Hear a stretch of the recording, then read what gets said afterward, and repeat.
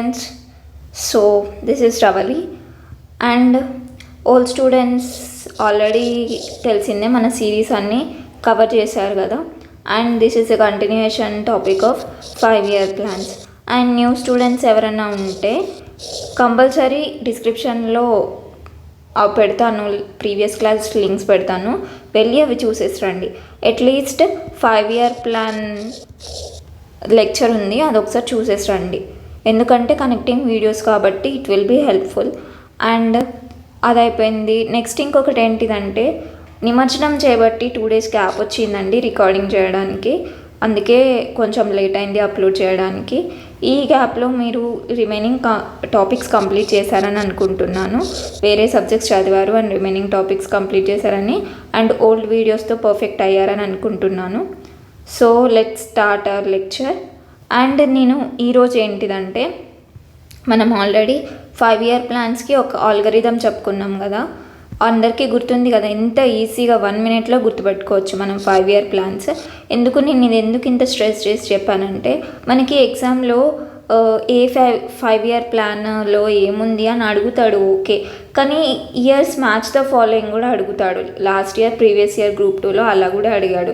అంటే first 5-year plan అని చెప్పేసి ఇయర్స్ ఇచ్చి, సెకండ్, థర్డ్, ఫోర్త్ అని చెప్పేసి ఇయర్స్ ఇచ్చి మ్యాచ్ ద ఫాలోయింగ్ చేయమని అడుగుతాడు. సో ఇంత సింపుల్ ఎంసీక్యూని మనం జస్ట్ అంటే గుర్తుపెట్టుకోవడం కష్టమై మర్చిపోతే మనకి 1 mark పోయిందనుకోండి, 1 mark తోటి మనకి 100sలో ర్యాంక్ డిఫరెన్స్ వస్తుంది.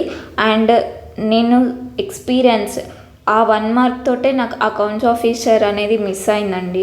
సో అట్లా మిస్ చేసుకోకండి. సో ఇప్పుడు నేను ఒకసారి మళ్ళీ రిపీట్ చేస్తాను ఆల్గరిథం. 5-year ప్లాన్స్ ఎంత సింపుల్గా గుర్తుపెట్టుకోవచ్చు అంటే, ఇప్పుడు ఆల్రెడీ మనం అనుకున్నాం కదా, 3 years కంటిన్యూస్గా అవుతాయి, మళ్ళీ 3, 3, 2, 2, 2, 2, 5. సో ఇప్పుడు ఏంటి, మనకి ఎప్పుడు స్టార్ట్ అయింది, 1951లో స్టార్ట్ అయింది.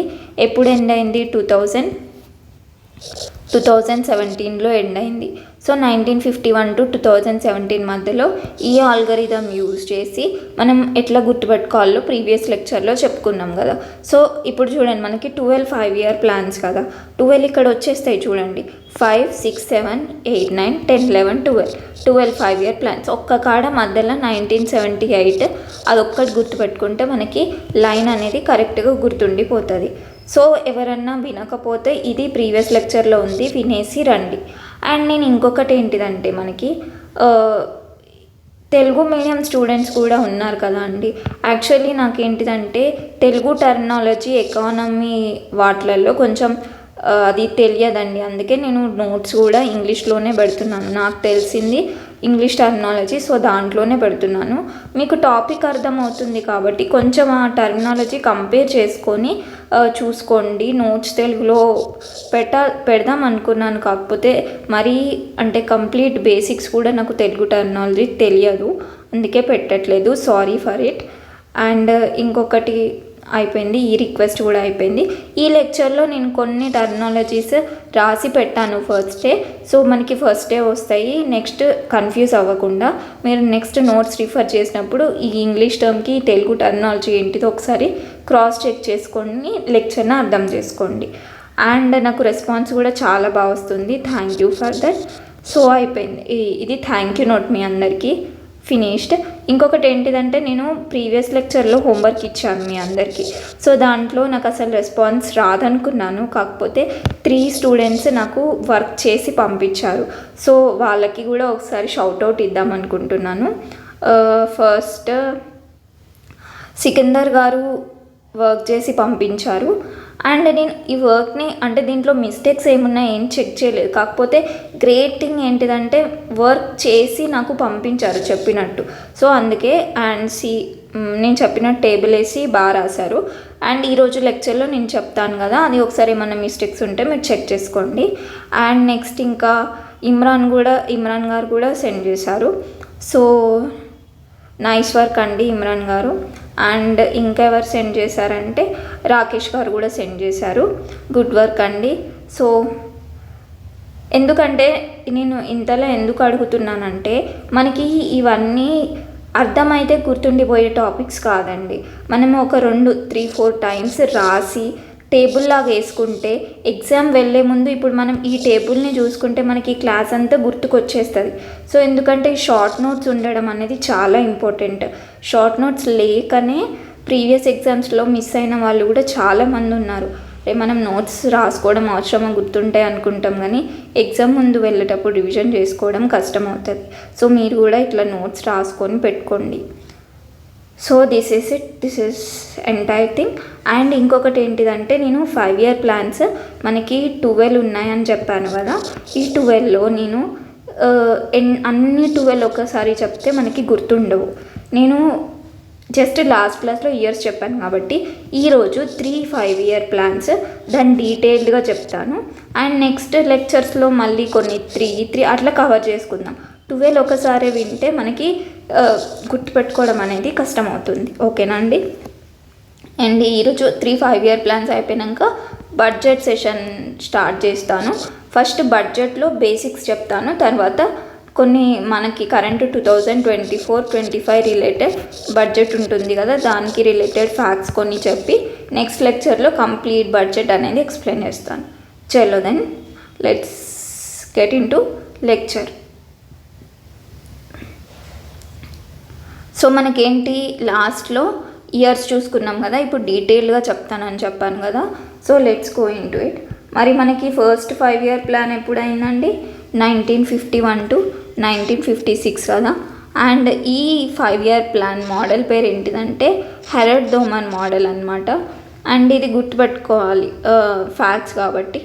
అండ్ ఇప్పుడు ప్రతి 5 year ప్లాన్ ఒక మోడల్లో ఉంటుంది, కాకపోతే దాన్ని కంప్లీట్గా ఫ్రేమ్ చేసే వాళ్ళు కూడా ఉంటారు కదా.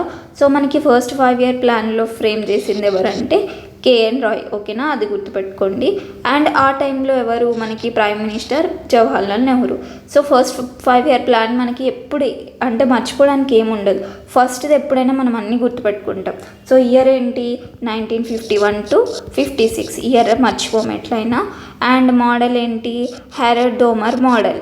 అండ్ దాని ఆర్కిటెక్ట్ ఎవరు? K N Rai. Next prime minister ఎవరు? జవహర్లాల్ నెహ్రూ. సో మనకి సిలబస్లో ఎట్లా ఉందంటే targets, achievements, failures of 5 year plans అని ఉంది కదా. సో అన్నీ ఒకటేసారి చూసుకోకుండా ఈచ్ 5 year ప్లాన్కి దాని టార్గెట్స్ ఏమున్నాయి, దాని అచీవ్మెంట్స్ ఏమున్నాయి, దాని ఫెయిల్యూర్స్ ఏమున్నాయో చూసుకుందాం. So it will be the best thing. ఎందుకంటే అట్లా చూసుకుంటే మనకి ఎంసీక్యూలో ఒకవేళ target of first 5 year plan అడిగినా అట్లా గుర్తుండిపోతుంది. అట్లా చూసుకుందాం. ఓకేనా. నెక్స్ట్ ఇప్పుడు ఏంటి? GDP growth rate. So first 5 year ప్లాన్లో టార్గెట్ ఎంత పెట్టుకున్నారంటే 2.1% జీడిపి పెరగాలి అని అనుకున్నారు. కానీ అది ఎంత అచీవ్ చేశారు? 3.6 అచీవ్ చేశారు. అంటే ఆ టైంలో మనం అప్పుడు చాలా పావర్టీలో ఉండే, అండ్ మనకి కంప్లీట్ అంటే అప్పుడే ఇండిపెండెన్స్ వచ్చింది కాబట్టి సిచ్యువేషన్ కూడా బాగాలేకుండే. కానీ ఆ టైంలో 2.1 జీడిపి పెట్టుకొని మనం 3.6 అచీవ్ చేసామంటే ఇట్స్ ఎ గ్రేట్ థింగ్ కదా. సో టార్గెట్ ఇది ఎంసీక్యూస్లో వచ్చే ఛాన్స్ ఉంటుంది అనమాట. First 5 year plan achievement in GDP growth rate అంటే ఏంటిది? 3.6 వరకు మనం అనుకున్న దానికంటే ఎక్కువ పెరిగింది. అనుకున్నది ఎంత? 2.1. మరి మనకి పెరిగింది ఎంత? 3.6. ఓకేనా. 2.1 3.6 ఎట్లా గుర్తుపెట్టుకుంటాం? 3 2 6, 2.1 3.6, 3 2 6. ఓకేనా, ఇట్లా గుర్తుపెట్టుకోండి. ఏం లేదు, 2.1 2 + 1 3 కదా, 2 3 6. 2.1 GDP growth rate, achieved target 3.6. Okay, ఇప్పుడు ఒకసారి చూడకుండా చెప్పండి. నేను ఇట్లా రివిజన్ చేయించుకుంటూనే చెప్తాను. మీకు కొంచెం స్లో అనిపిస్తే 1.5xలో పెట్టుకొని వినండి. కాకపోతే నా లెక్చర్లో రివిజన్ అనేది కంపల్సరీ ఉంటుంది. అంటే ఒక టాపిక్ ఇట్లా చెప్పి నెక్స్ట్ నెక్స్ట్ స్లైడ్కి వెళ్ళిపోను, దాన్ని 2-3 times రిపీట్ చేస్తాను. And if you want you can keep in 2x పెట్టుకొని వినండి. కానీ అన్ని కైండ్స్ ఆఫ్ ఆస్పిరెంట్స్కి హెల్ప్ఫుల్ అయ్యేటట్టే నేను చెప్తానన్నమాట. సో ఇప్పుడు ఏంటి, మనకి ఫస్ట్ 5 year ప్లాన్ చూడకుండా, ఇప్పుడు మీరు చూడకుండా రాయాలి. ఫస్ట్ 5 year ప్లాన్ ఎప్పుడు? 1951 to 56. నెక్స్ట్ దాని ఏ మోడల్? Harrod Domar model. మరి ఆర్కిటెక్ట్ ఎవరు? రాయ్. ఎవరు? Rai, K N Rai. Okay, K N Rai. So ఇంకా ఆ టైంలో ప్రైమ్ మినిస్టర్ ఎవరు? జవహర్లాల్ నెహ్రూ. మరి target of GDP growth rate ఎంత? 2.1%. మరి అచీవ్ చేసింది ఎంత? 3.6%. సో ఇక్కడి వరకు అయిపోయింది కదా. నెక్స్ట్ ఇంకేంటి ఇంపార్టెంట్ పాయింట్స్ చూసుకుందాం. మరి ఇంపార్టెంట్ పాయింట్స్ ఏంటివి? ఆ టైంలో మెయిన్గా ఇప్పుడు ఏంటి మనకి ఫస్ట్ జనరల్గా ఇప్పుడు ఏంటిదండి, మనం ఎక్కడ పోయినా కూడా ఏంటిది, ఇప్పుడు మనం సంపాదించడం మొదలుపెట్టినాం అనుకోండి, మనం ఫస్టే ఇప్పుడు సంపాదన స్టార్ట్ కాగానే అంటే మనం కొత్త ఇంట్లో వెళ్ళడం, మన సంపాదన స్టార్ట్ అయింది. మనం ఫస్ట్ ఏమనుకుంటాం, నాకేంటి ఇన్ని ఇంత ఫర్నిచర్ కావాలి, ఇది కావాలి అనుకుంటామా? బేసిక్గా నాకు ఫస్ట్ నేను నెలకి నాకు సరిపడే కిరాణం సామాన్ కొనుక్కోవాలి, నా ఫుడ్ చూసుకుంటాం కదా. ఫస్ట్ ఫుడ్ చూసుకున్నాకనే, ఫుడ్కి పైసలు ఓకే అన్నాకనే లగ్జరీకి వెళ్తాం కదా. మరి మన చిన్న ఇంటికే ఇట్లా చూసుకుంటున్నాం, అంత పెద్ద కంట్రీ, అంత పెద్ద పాపులేషన్, మరి బేసిక్ నెసెసిటీ ఫుడ్, అగ్రికల్చర్ అవి లేకుండా మనం వెళ్తామా? వేరే వాటికి వెళ్తామా? ఇండస్ట్రీస్ అని చెప్పేసి, జాబ్స్ అని చెప్పేసి అవి డెవలప్మెంట్ చేయాలి, ఇవి డెవలప్మెంట్ చేయాలి అని చేస్తామా? లేదు కదా. ఫస్ట్ మనకి వేరే కంట్రీ నుంచి ఇంపోర్ట్ చేసుకోకుండా మనం పండించుకునేటట్టు ఫుడ్ ఉంటే మనకి అది ఫస్ట్ 5 year ప్లాన్లో చాలా ఎక్కువ. సో అందుకే ఫస్ట్ 5 year ప్లాన్ దేని మీద ఫోకస్ చేసింది? అగ్రికల్చర్ మీద ఫోకస్ చేసింది. సో మెయిన్ ఫోకస్ దేని మీద? Development of agriculture. మరి ఓన్లీ అగ్రికల్చర్ చేసినా అది న్యాయం కాదు కదా, వేరే వాటిని కూడా చూసుకోవాలి కదా.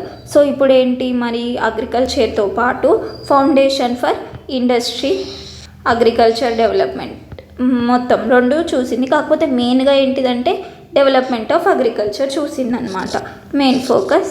కాకపోతే ఇండస్ట్రీస్కి కూడా కొన్ని ఫౌండేషన్ అనేది వేసింది. ఇంకొకటి ఏంటి, హెల్త్ కేర్ కూడా ఇంపార్టెంట్ కదా, provide affordable health care. And ఈ హెల్త్ కేర్లో చూసుకుంటే ఆ టైంలో మనకి ఇదేంటి 1951 to 56 కదా. సో 1951 to 56లో ఏమైంది మనకి, 52లో నేషనల్ ఫ్యామిలీ ప్లానింగ్ ప్రోగ్రామ్ అనేది వచ్చింది కదా హెల్త్లో చూసుకుంటే. సో ఇట్లా కూడా అడగవచ్చు, నేషనల్ ఫ్యామిలీ ప్రోగ్రామ్ ఏ 5 year ప్లాన్లో వచ్చింది అంటే ఫస్ట్ 5 year ప్లాన్లో వచ్చింది అనాలి. సో ఓకే కదా. నెక్స్ట్ ఇంకేంటి, total planned budget.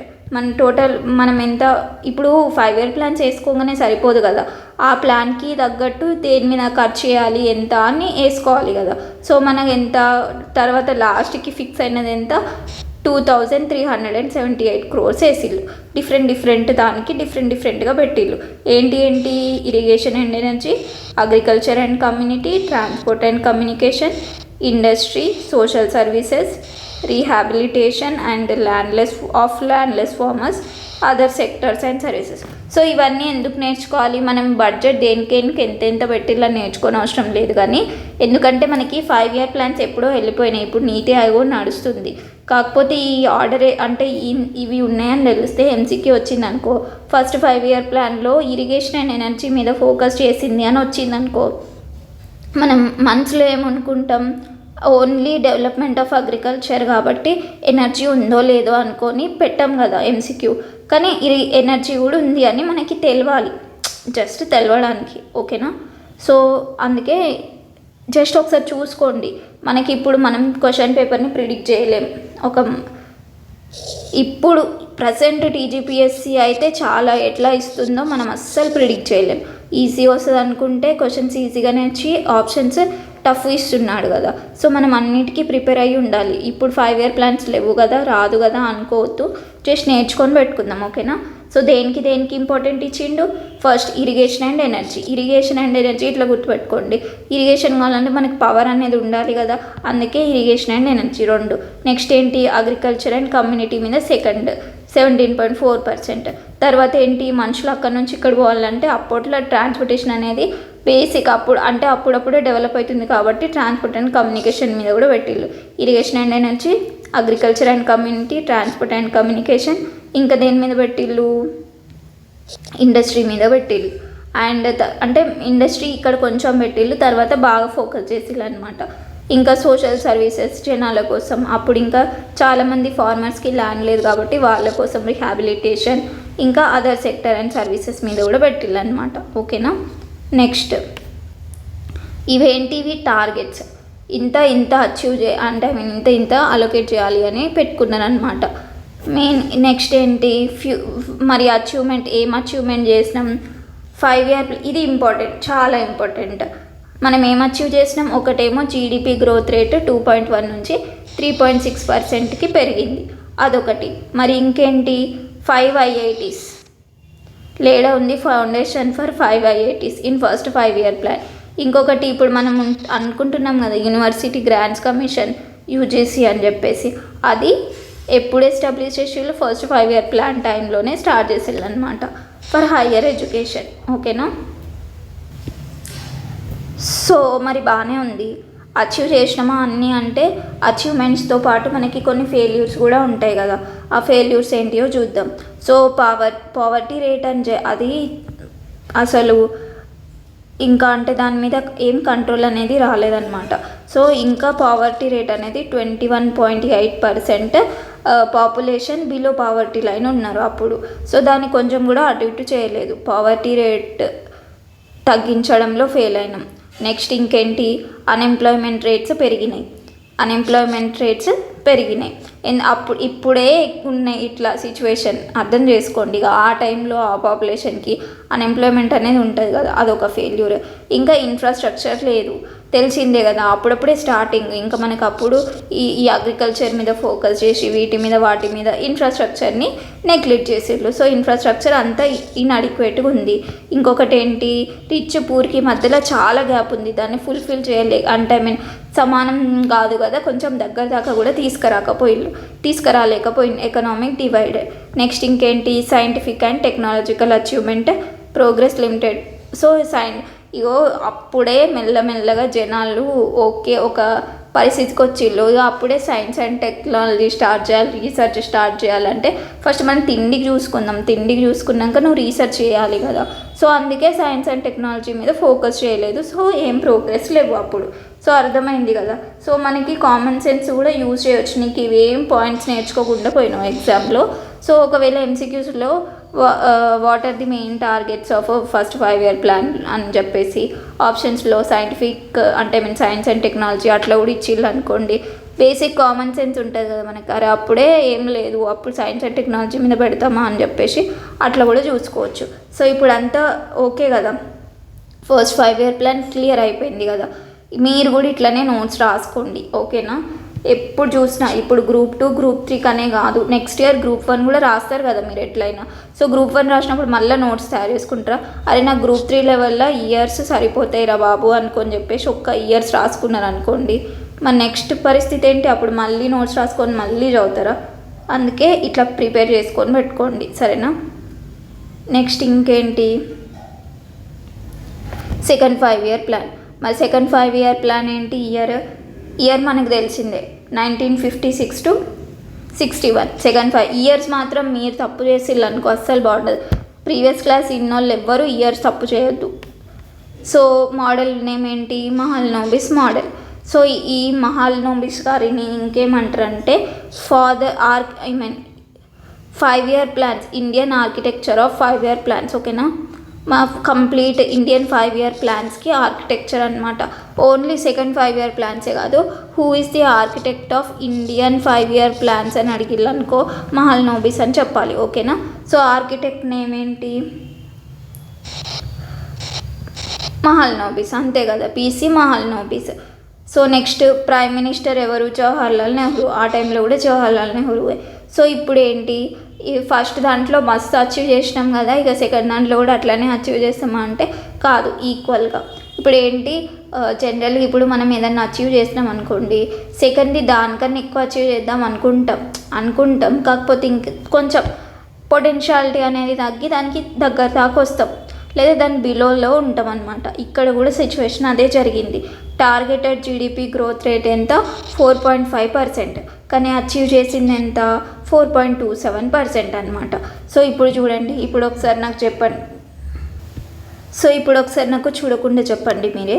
Second 5 year plan year ఏంటి, 1956 to 1961. Second 5 year plan year ఎప్పటి నుంచి ఎప్పటి వరకు, 1956 to 1961. ఓకే, అది అయిపోయింది. సో దాని మోడల్ పేరు ఏంటి, పీసీ మహల్నోబిస్ మోడల్. దాని ఆర్కిటెక్ట్ ఎవరు? Same PC Mahalanobis. అండ్ దాని మన టార్గెటెడ్ జీడిపి గ్రోత్ రేట్ ఎంత? 4.5%. మరి అచీవ్ చేసింది ఎంత? దీనికన్నా తక్కువనే, 4.27% అయిపోయింది. ఈ targeted growth rate, achieved growth rate అయిపోయింది. మరి ఇంపార్టెంట్ పాయింట్స్ ఏమున్నాయి? Focused on development. మరి దేని మీద ఫోకస్ చేసింది? Development of public sector and rapid industrialisation. మీకు ఇండస్ట్రియలైజేషన్ అని వస్తే కళ్ళు మూసుకొని సెకండ్ 5 ఇయర్ ప్లాన్ పెట్టండి. ఎందుకంటే అప్పుడే స్టార్ట్ అయింది హెవీ ఇండస్ట్రీస్. ఇప్పుడు జస్ట్ స్టెప్ బై స్టెప్ అంతే కదా. ప్రైమరీ తర్వాత సెకండరీ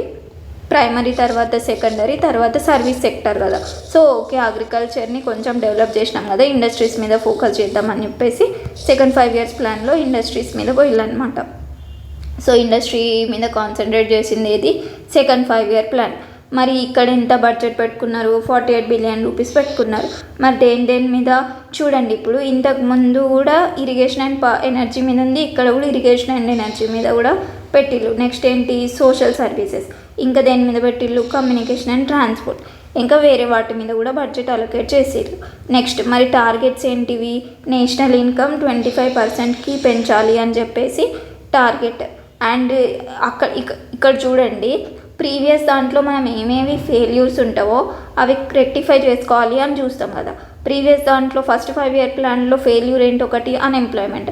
అందుకే ఇక్కడ టార్గెట్ ఏం పెట్టుకున్నారు? జాబ్స్ క్రియేట్ చేయాలి అని పెట్టుకున్నారు. అక్కడ పావర్టీ రిడక్షన్ చేయలేకపోయారు, అదొక ఫెయిల్యూర్. అందుకే ఆ ఫెయిల్యూర్ని ఇక్కడ కరెక్ట్ చేసుకోవడానికి రెడ్యూసింగ్ పావర్టీ. అర్థమవుతుంది కదా. సో మీకు ఒకవేళ ఫస్ట్ 5 ఇయర్ ప్లాన్ ఫెయిల్యూర్స్ తెలిసినా కూడా ఆటోమేటిక్గా second 5 year plans targets తెలిసినట్టే.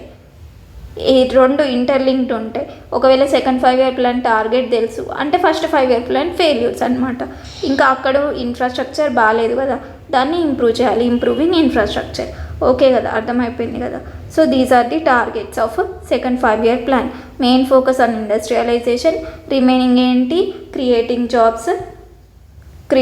Jobs, reducing poverty, improving infrastructure, increasing national income by 25%. Focused on heavy industries. ఇది మనం చూసుకున్నాం already. Focused on heavy industries. ఇంకేంటి మరి సెకండ్ 5 ఇయర్ ప్లాన్లో ఇండస్ట్రీస్ అనుకున్నాం కదా. మరి ఎక్కడెక్కడ పెట్టిల్లు అంటే 5 స్టీల్ ప్లాంట్స్ ఎక్కడెక్కడ పెట్టిల్లు? బిలాయ్, దుర్గాపూర్, రూర్కెలా. సో ఇక్కడ అంటే ఒకటేమో ఛత్తీస్గఢ్లో, వెస్ట్ బెంగాల్, ఒడిస్సా. ఇక్కడనే పెట్టిల్లు అనమాట. ఛత్తీస్గఢ్, వెస్ట్ బెంగాల్, ఒడిస్సా. ఒకటేమో రష్యన్ అసిస్టెంట్స్ తోటి, ఇంకొకటి British assistant, German assistant.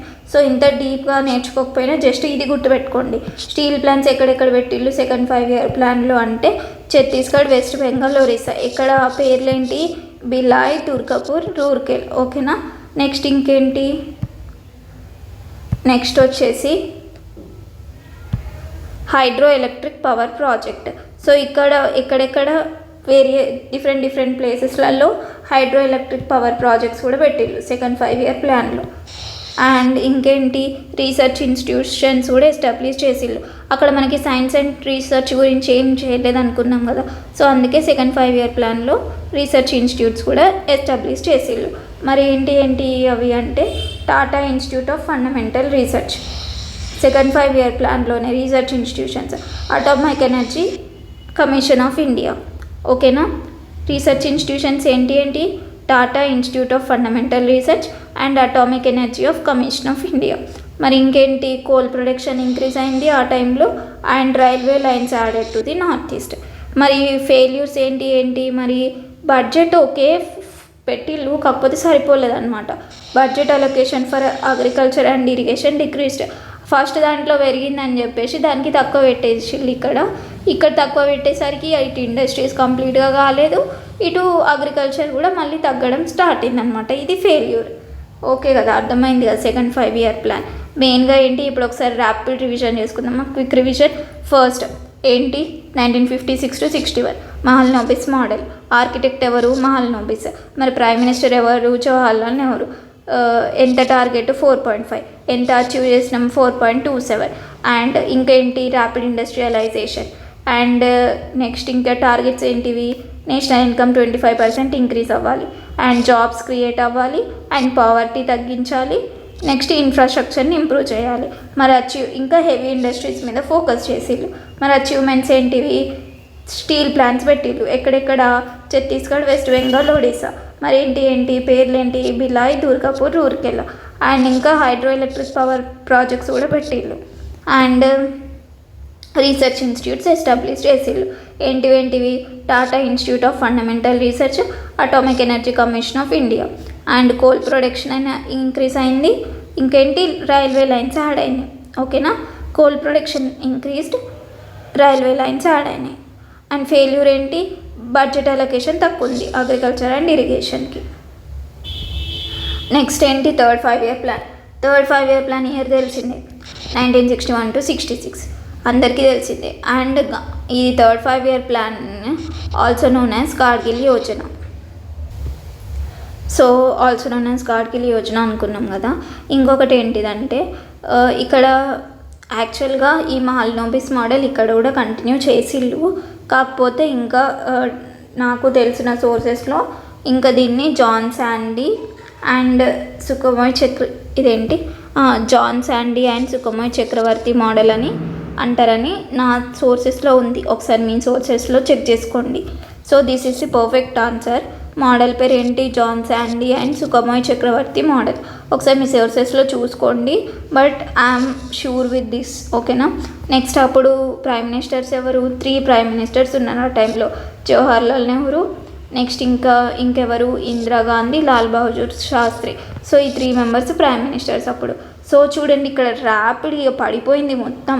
Target అసలు ఎంత, మనం అచీవ్ చేసింది ఎంత, మొత్తం ఇంకా ఏంది చదువుకోకుండా ఎగ్జామ్స్ రాస్తే ఎట్లుంటుంది అట్లున్నది పరిస్థితి. ఎంత? 5.6 టార్గెటెడ్ జీడిపి గ్రోత్ రేట్. మరి అచీవ్ చేసింది ఎంత? 2.4%. ఇంత తక్కువ అచీవ్ చేసినాం అనమాట. చాలా గ్యాప్ ఉంది. అందుకే ఈ థర్డ్ 5-year ప్లాన్ ఫ్లాప్ అయింది కాబట్టి 3 మనకి. దీని తర్వాత 3 annual plans వస్తాయి. 3 annual plans వస్తాయి అన్నమాట. సో ఇప్పుడు ఇది దేని మీద ఫోకస్ చేసింది?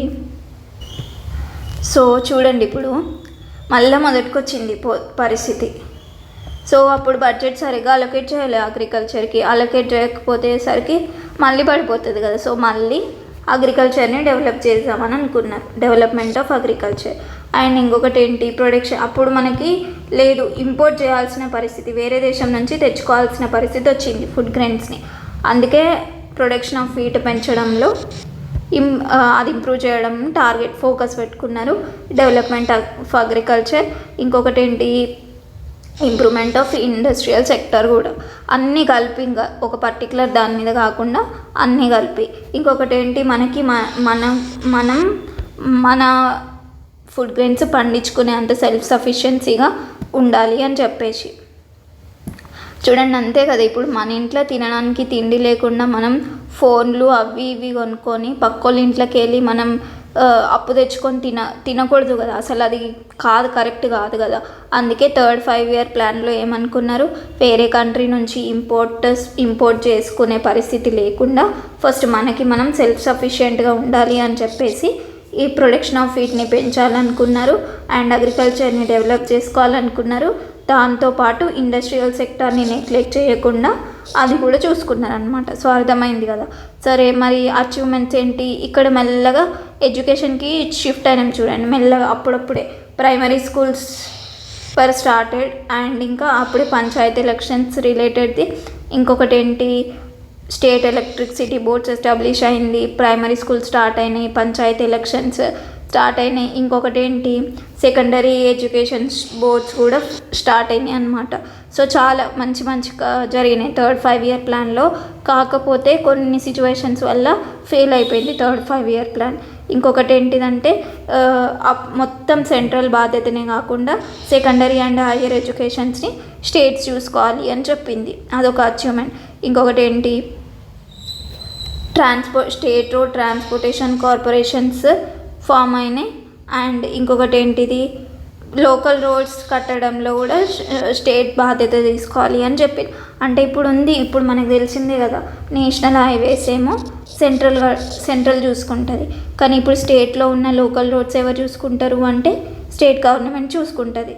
సో ఇప్పుడు అర్థమైంది కదా, ఇది ఎప్పుడు వచ్చింది మనకి థర్డ్ 5 ఇయర్ ప్లాన్లో వచ్చింది. Higher and secondary education states చూసుకుంటుంది, ట్రాన్స్పోర్టేషన్కి related and roads construction, local roads construction చూసుకుంటా స్టేట్. ఇంకేమొచ్చినాయి, ప్రైమరీ స్కూల్ స్టార్ట్ అయింది, panchayati elections and state electricity boards కూడా స్టార్ట్ అయినాయి. ఓకే కదా, achievements of third 5 year plan. ఇంకేంటి మరి, ఇదంతా బాగానే ఉంది, అసలు మనం ఎక్కడ ఫెయిల్యూర్ అయినాం అని డౌట్ వస్తుంది కదా, ఎక్కడ ఫెయిల్యూర్ అయినామని డౌట్ వస్తుంది కదా. సో ఏంటిదంటే Sino Indian war and war with Pakistan, ఈ 2 వార్స్ చేయబట్టి, ఒకటేమో 1962, ఇంకొకటేమో 1965, ఈ 2 వార్స్ చేయబట్టి మన ఫినాన్స్ అంతా, మన బడ్జెట్ ఈ వార్కి పెట్టాల్సి వచ్చింది. సో చూడండి, వార్ వల్ల మనకేమైంది, ఫండ్స్ అన్నీ డెవలప్మెంట్కి పెట్టాల్సిన ఫండ్స్ అన్నీ డిఫెన్స్కి పెట్టిళ్ళు. ఇప్పుడు మనీ అక్కడ లేకపోతే మనం ఎట్లా డెవలప్ చేస్తాం, చేయలేం కదా. సో అందుకే ఫెయిల్యూర్. ఇంకొకటి ఏంటి, అప్పుడే మన బ్యాడ్ లక్ ఇంకా మంచిగా ఉండి, బ్యాడ్ లక్ చాలా మంచిగా ఉంటే దరిద్రంగా ఉంటుంది తెలిసిందే కదా. సో ఏమైంది, వార్తో పాటు డ్రాట్ కూడా వచ్చింది 1964 to 66. సో దానివల్ల ఏమైంది, అగ్రికల్చర్ ప్రొడక్షన్ టార్గెట్స్ అనేవి మనం మీట్ అవ్వలేకపోయినాం, ఫెయిల్యూర్ అయిపోయినాం.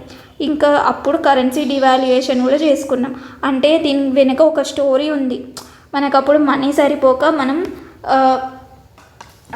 ఇంటర్నేషనల్ లెవెల్లో మనం బారో చేసుకోవాలని అడిగితే, సో అప్పుడు మనం ఈ ఒక స్టోరీ ఉంటుంది, అది ఇప్పుడు టైం వేస్ట్ కానీ కరెన్సీ డివాల్యుయేషన్ చేసుకున్నాం 1966లో. ఓకేనా.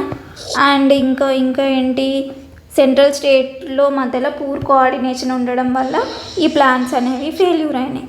అండ్ ఇంకొకటి ఏంటి, ఇండస్ట్రియల్ సెక్టార్కి ప్రియారిటీ తగ్గిపోయి ఫుడ్ ప్రాక్టీసెస్కి, అంటే ఇప్పుడు మనం ఫుడ్ అంతే కదా, ఇండస్ట్రియల్ సెక్టార్కి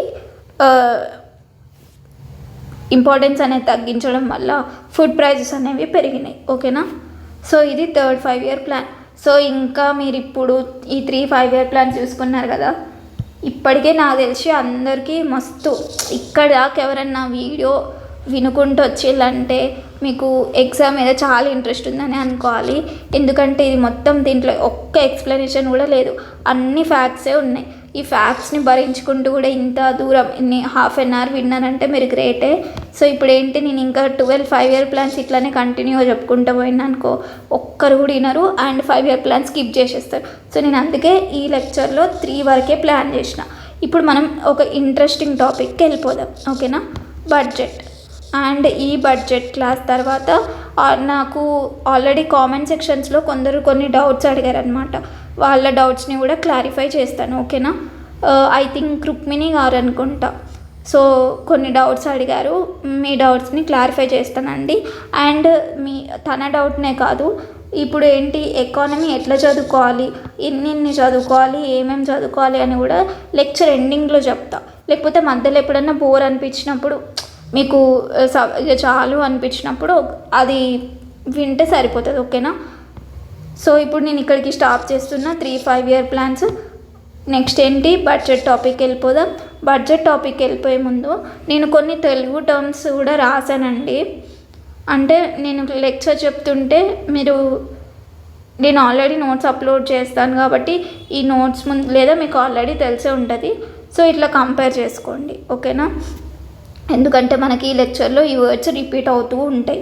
సో జనరల్గా ఇప్పుడు ఏంటి, క్యాపిటల్ రిసీట్స్ అంటే మూలధన ఆదాయం, నెక్స్ట్ క్యాపిటల్ ఎక్స్పెండిచర్ అంటే మూలధన వ్యయం, నెక్స్ట్ డెఫిసిట్ అంటే లోటు. అంటే ఇప్పుడు నేను ప్రతి కాడ ఈ తెలుగు వర్డ్స్ మెన్షన్ చేయలేదు కాబట్టి ఇక్కడ మీకు ఒకసారి రాసి పెట్టాను. అండ్ బడ్జెట్ డెఫిసిట్ అంటే బడ్జెట్ లోటు, అండ్ రెవెన్యూ డెఫిసిట్ అంటే లోటు. ఓకేనా. అండ్ క్యాపిటల్ అంటే మూలధన, క్యాపిటల్ ఎక్కడ వచ్చినా ఇది పెట్టుకోండి. అండ్ ఫిజికల్ డెఫిసిట్ అంటే ద్రవ్య లోటు, ప్రైమరీ డెఫిసిట్ అంటే ప్రాథమిక లోటు, అది తెలిసిందే. అండ్ ఇంట్రీమ్ బడ్జెట్ అంటే తాత్కాలిక బడ్జెట్. అండ్ ఇంకేమన్నా తెలుగు పదాలు యాడ్ చేస్తే యాడ్ చేయండి. లేకపోతే అండ్ ఎవరన్నా ఇంగ్లీష్ తెలుగు 2 పర్ఫెక్ట్ ఉంటే నాకు రాసి ఇన్స్టాగ్రామ్లో పెడితే నేను మన గ్రూప్స్లో పెడతాను, వేరే స్టూడెంట్స్కి కూడా కంపేర్ చేసుకోవడానికి ఈజీ అవుతుంది. సో ఓకే అండి, నెక్స్ట్ ఇంకా స్టార్ట్ చేద్దామా బడ్జెట్ టాపిక్. ఎంతమంది వచ్చారో నాకైతే తెలియదు, కానీ ఇంత దూరం లెక్చర్ వినుకుంటూ మీ అందరికీ ఒక ఏంటి అప్రిసియేషన్ అండి. You are interested for exam. Okay then. So ఇప్పుడు ఏంటి, బడ్జెట్ ఇన్ ఇండియా. మనకి సిలబస్లో బడ్జెట్ ఇన్ ఇండియా టాపిక్ ఉంది. మరి సిలబస్లో ఏమేమి ఉన్నాయి మనకి? పబ్లిక్ ఫినాన్స్ గురించి ఉంది. ఇంకేమున్నాయి? బడ్జెట్, ప్లానింగ్ కమిషన్, నీతి ఆయోగ్, ఇంకా కాన్సెప్ట్స్ ఆఫ్ బడ్జెట్ డెఫిసిట్, ఇంకేమున్నాయి? ఎఫ్ఆర్బిఎం అండ్ ఇంకా అట్లా ఉన్నాయి. కాకపోతే నేను ఈరోజు ఈ లెక్చర్లో ఏం చెప్తానో ఓవర్వ్యూ ఆల్రెడీ ఇక్కడ రాసాను, ఒకసారి చూడండి. సో స్లో అనిపిస్తుందా అండి లెక్చర్? కొంచెం స్పీడ్ పెంచమంటారా? నాకు ఒకసారి కామెంట్స్లో చెప్పండి. అంటే నాకు రివ్యూస్ వస్తేనే కదా నాకు తెలిసేది. లెక్చర్స్ స్లో అనిపిస్తే కొంచెం స్పీడ్ పెంచి చెప్తాను, లేకపోతే చాలా స్లో అనిపించిన వాళ్ళు 1.5x 2xలో పెట్టుకొని వినండి. ఎందుకంటే అందరికీ యూస్ఫుల్ అవ్వాలి కాబట్టి చాలా స్లోగా చెప్తున్నాను. So let's go into the topic. And మీకు ఈ బడ్జెట్ టాపిక్ని మన బయోపిక్తో కంపేర్ చేసి చెప్తా. మన ఆస్పిరెంట్స్ అందరి బయోపిక్ 2022 నుంచి 2024 వరకు ఎగ్జామ్స్కి ప్రిపేర్ అయ్యే group 1, group 2, group 3 aspirants biopic బడ్జెట్లో వస్తుంది మనకి. చూసుకుందాం. అండ్ ఇంట్రెస్టింగ్ ఉంటుంది కాన్సెప్ట్, అన్నీ అర్థమయ్యేటట్టు చెప్తాను. సో మిస్ అవ్వకండి. Let start. సో ఇప్పుడు ఏంటి, ఈరోజు ఏమేమి కవర్ చేద్దాం? బడ్జెట్లో పబ్లిక్ ఫినాన్స్ టాపిక్ కవర్ చేస్తాం. అండ్ ఇంకేంటి, ఆబ్జెక్టివ్స్ ఆఫ్ బడ్జెట్, ఆబ్జెక్టివ్స్ ఏమేమి ఉన్నాయో చూసుకుందాం. అండ్ ఇంకా టైప్స్ ఆఫ్ బడ్జెట్, ఏమేమి బడ్జెట్స్ ఉంటాయి అవి చూసుకుందాం.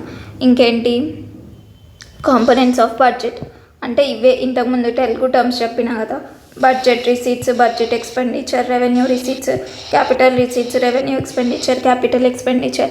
సో ఇవి చూసుకుంటాం. ఇంకేంటి ఇంపార్టెంట్ టాపిక్, బడ్జెట్ డెఫిసిట్స్, వాటి ఫార్ములాస్ చూసుకుంటాం. Revenue deficit, effective revenue deficit, physical deficit, primary deficit, ఇంకా మానిటైజ్డ్ డెఫిసిట్, ఇవి కూడా చూసుకుంటాం. ఇంకా ఈ డెఫిసిట్ ఫినాన్సింగ్ ఇక్కడ వరకు మనకి లెక్చర్ మస్తు అంటే లెంత్ ఎక్కువ అవుతుంది అండ్ వినలేరు. సో నేను ఇక్కడ వరకు చెప్పేసినాక అండ్ మన ఇండియన్ బడ్జెట్లో ఏమేమి కవర్ అయినాయి వీటికి రిలేటెడ్ చెప్తాను. సో డెఫిసిట్ ఫినాన్సింగ్ నుంచి నెక్స్ట్ క్లాస్లో చెప్తాను. ఓకేనా? సో క్లియర్ కదా ఈ లెక్చర్లో ఏమేమి ఉంటాయో. Let's go into the topic then క్విక్గా. ఇప్పుడు ఏంటి, మనకి పబ్లిక్ ఫినాన్స్ కదా. అసలు మనకి పబ్లిక్ ఫినాన్స్ అంటే ఏంటి? ఏం లేదండి, ఇప్పుడు జనరల్గా మనం ఫ్లాష్ బ్యాక్కి వెళ్దాం. 2022 వచ్చేసినాం. ఏంటి, అందరూ హాస్టల్స్కి, ఇన్స్టిట్యూట్స్కి, కోచింగ్ ఇన్స్టిట్యూట్స్కి వచ్చేసినాక ఏంటి మనకి ఇప్పుడు మనకి దీనికి ఇంత పైసలు అయితే, దీనికి ఇంత అమౌంట్ అయితే, దీనికి ఇంత అమౌంట్ అయితే, దీనికి ఇంత అమౌంట్ అయితే అని చెప్పేసి అనుకొని మనం ఇంత సంపాదించుకొని అవి సేవ్ చేసుకొని అప్పుడు ఫస్ట్ చూసుకొని పెట్టుకుంటాం కదా. సో ఇప్పుడు ఏంటి, మన ఫినాన్స్ మనం చూసుకున్నట్టు, పర్సనల్ ఫినాన్స్ ఇది, నీ ఇండివిజువల్ ఫినాన్స్ నువ్వు ఇవన్నీ చూసుకొని నీకు మనీ ఉన్నాయా లేవా అని చూసుకొని ఒక ఫినాన్స్ అంతా రెడీ చేసుకొని నీ ఖర్చులకి నువ్వు మనీ రెడీ చేసుకుంటావు. సో ఇది ఇండివిజువల్ ఫినాన్స్ అనుకుందాం. మరి పబ్లిక్ ఫినాన్స్ అంటే ఏంటి, నీ ప్లేస్లో గవర్నమెంట్ ఇమాజిన్ చేసుకో. గవర్నమెంట్కి కూడా కొన్ని ఖర్చులు ఉంటాయి కదా, ప్రజలందరినీ నడిపించాలి కదా. సో ఇదొక కంట్రీ అనుకోండి, ఇక్కడ ఉన్న ప్రజలందరూ ఉంటారు కదా. సో వీళ్ళందరినీ మంచిగా చూసుకోవాలి, వీళ్ళ కంట్రీని డెవలప్ చేయాలి, సో యాక్టివిటీస్ చేయాలి అంటే గవర్నమెంట్ అనుకుంటుంది నేను ఇంత పెట్టుకోవాలి, దీనికి ఇంత మనీ పెట్టుకోవాలి అని అనుకుంటుంది కదా. సో వాటికి అయ్యే పైసల్ని చూడడమే ఫినాన్స్. ఎవరు, పబ్లిక్కి రిలేటెడ్ కాబట్టి. సో అందుకే దాని పేరు ఏమనుకుంటాం, పబ్లిక్ ఫినాన్స్ అనుకుంటాం. ఓకేనా? సో ఇప్పుడు ఏంటి, ఇప్పుడు చూద్దాం. ఇప్పుడు డెఫినేషన్కి వెళ్దాం, ఈజీగా అర్థమైపోతుంది. సో పబ్లిక్ ఫినాన్స్ అంటే ఏంటి, finances of government. So public finance ఏంటి, finances of government. Public finance refers to finances of government. మరి ఇంకేంటి, government requires proper flow of money for its day to day activities of budget. అంతే కదా. ఇప్పుడు మనం ఇక్కడ ఇండివిజువల్లో మనకు రోజు రోజు ఖర్చులకి ఎంత మనీ అవుతాయో చూసుకొని మన ఫినాన్స్ మనం చేసుకున్నాం. అదే విధంగా గవర్నమెంట్ కూడా అది నడిపే రోజు రోజు యాక్టివిటీస్కి ఎంత మనీ అవుతుందో అంత చూసుకొని పెట్టుకుంటుంది అనమాట. That is known as public finance. So definition కూడా అర్థమైపోయింది కదా. Finances of government, simple word. Public అంటేనే పబ్లిక్ది చూసుకునేది గవర్నమెంట్ కాబట్టి ఫినాన్సెస్ ఆఫ్ గవర్నమెంట్. ఇంకా డీటెయిల్గా చెప్పాలంటే it requires proper flow of money. గవర్నమెంట్కి ప్రాపర్ ఫ్లో ఆఫ్ మనీ కావాలి కదా for its day to day budget. So ఇది ఒక టర్మ్. మరి ఇప్పుడు ఏంటి నెక్స్ట్ పబ్లిక్ ఫినాన్స్లో ఒక్క నిమిషం, ఎక్కడ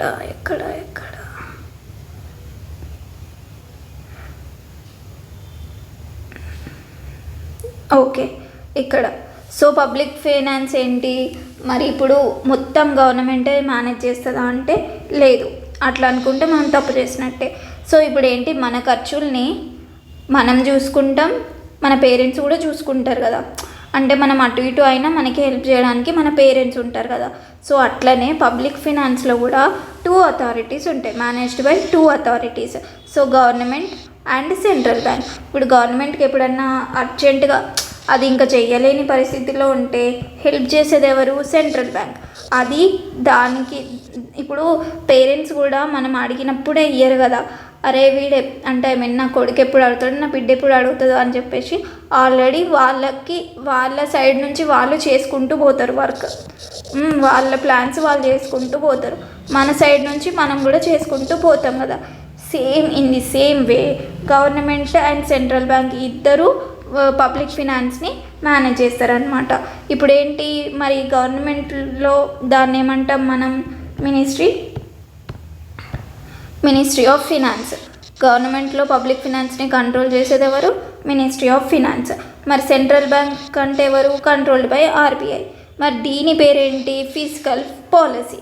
మరి దీని పేరేంటి, మానిటరీ పాలసీ. సో ఇప్పుడు మీకు అర్థమైందా, ఊకే ఫిజికల్ పాలసీ అని పదం వింటూ ఉంటారు కదా, ఏందబ్బా ఇది అనుకున్నారు కదా. ఇంతే అనమాట. ఏదైతే గవర్నమెంట్ పబ్లిక్ ఫినాన్స్ని మేనేజ్ చేస్తుందో ఆ పాలసీస్ అన్నీ ఫిజికల్ పాలసీ అంటాం. మరి ఏదైతే సెంట్రల్ బ్యాంక్ మేనేజ్ చేస్తుందో అదంతా మానిటరీ పాలసీ అంటాం. ఓకేనా. సో ఇప్పుడు క్లియర్ కదా. సో పబ్లిక్ ఫినాన్స్ అంటే ఏంటి, finance by government to manage its day to day activities and it is managed by 2 authorities. What are those 2 authorities, one is government and other one is central bank. మరి గవర్నమెంట్ది ఎవరు, ministry of finance. Central bank manage చేసేది ఎవరు, RBI. And దీని పేరేంటి, physical policy. And దీని పేరేంటి, monetary policy. So MCQ వస్తే మిస్ చేయరు కదా. మీరు అనుకుంటారు మీ స్టాటిక్ పార్ట్ నుంచి ఎంసీక్యూ ఎందుకు వస్తుంది, మీరేంటి అని అనుకుంటారు కదా. కానీ ఒకసారి మీరు ఇప్పటివరకు ఎవరైతే ప్రీవియస్ ఇయర్ క్వశ్చన్ పేపర్ చూడలేదో వాళ్ళు సీరియస్ లేనట్టే అండి ప్రిపరేషన్లో. ప్రీవియస్ ఇయర్ క్వశ్చన్లో చూడండి, కరెంట్ అఫైర్స్ తోటి ఈక్వల్గా మనకి స్టాటిక్ పార్ట్ అడిగిండు. మొత్తం కరెంట్ అఫైర్సే అడగలేదు. మొత్తం కరెంట్ అఫైర్స్ మీద డిపెండ్ అయినా మనకి 150కి 150 రాలేవండి. ఒక 50-60 క్వశ్చన్స్ వచ్చినాయి అనుకోండి కరెంట్ అఫైర్స్ నుంచి. స్టాటిక్ నుంచి రిమైనింగ్ క్వశ్చన్స్ వస్తాయి అన్నమాట. మొత్తం స్టాటిక్ చదువుకున్నా మనకి 150 రాలేవు, మొత్తం కరెంట్ అఫైర్స్ చదువుకున్నా రాలేవు. సో స్టాటిక్ ఎంత అంటే మీరు కరెంట్ అఫైర్స్కే ఎక్కువ ఇంపార్టెన్స్ ఇస్తారని నాకు తెలుసు. కానీ కరెంట్ అఫైర్స్ తోటి స్టాటిక్కి కూడా ఎకానమీ పేపర్ మొత్తం కదా, ఇప్పుడు పార్ట్ కాదు కదా, మొత్తం 150 మార్క్స్కి కాబట్టి స్టాటిక్ కూడా అడుగుతాడు. అందుకే నేను ఇంత డీటెయిల్గా చెప్తున్నా. ఓకేనా. సో పబ్లిక్ ఫినాన్స్ అయిపోయింది. సో ఇది పబ్లిక్ ఫినాన్స్ అర్థమైపోయింది కదా. మరి ఇప్పుడు ఏంటి, మనం ఈరోజు టాపిక్ ఏమనుకున్నాం, గవర్నమెంట్ చూసేది ఫిజికల్ పాలసీ రిలేటెడ్ టాపిక్ కాబట్టి ఏంటిది అది, బడ్జెట్. సో ఇప్పుడు మనం బడ్జెట్కి వెళ్ళిపోదాం. ఓకేనా.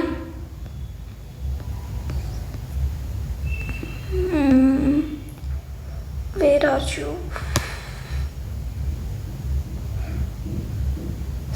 సో అయ్యో ఒక్క నిమిషం అండి. సో ఇప్పుడు చూడండి, బడ్జెట్ అయిపోయింది, public finance, refers to finance అది అయిపోయింది, ఫిజికల్ పాలసీ అనుకున్నాం. సో ఇప్పుడు ఏంటి మరి, బడ్జెట్. మరి బడ్జెట్ అంటే ఏంటిదో చూడాలి కదా. సో ఇక్కడ చూద్దాం, బడ్జెట్ అంటే ఏంటిదో ఇక్కడ చూద్దాం.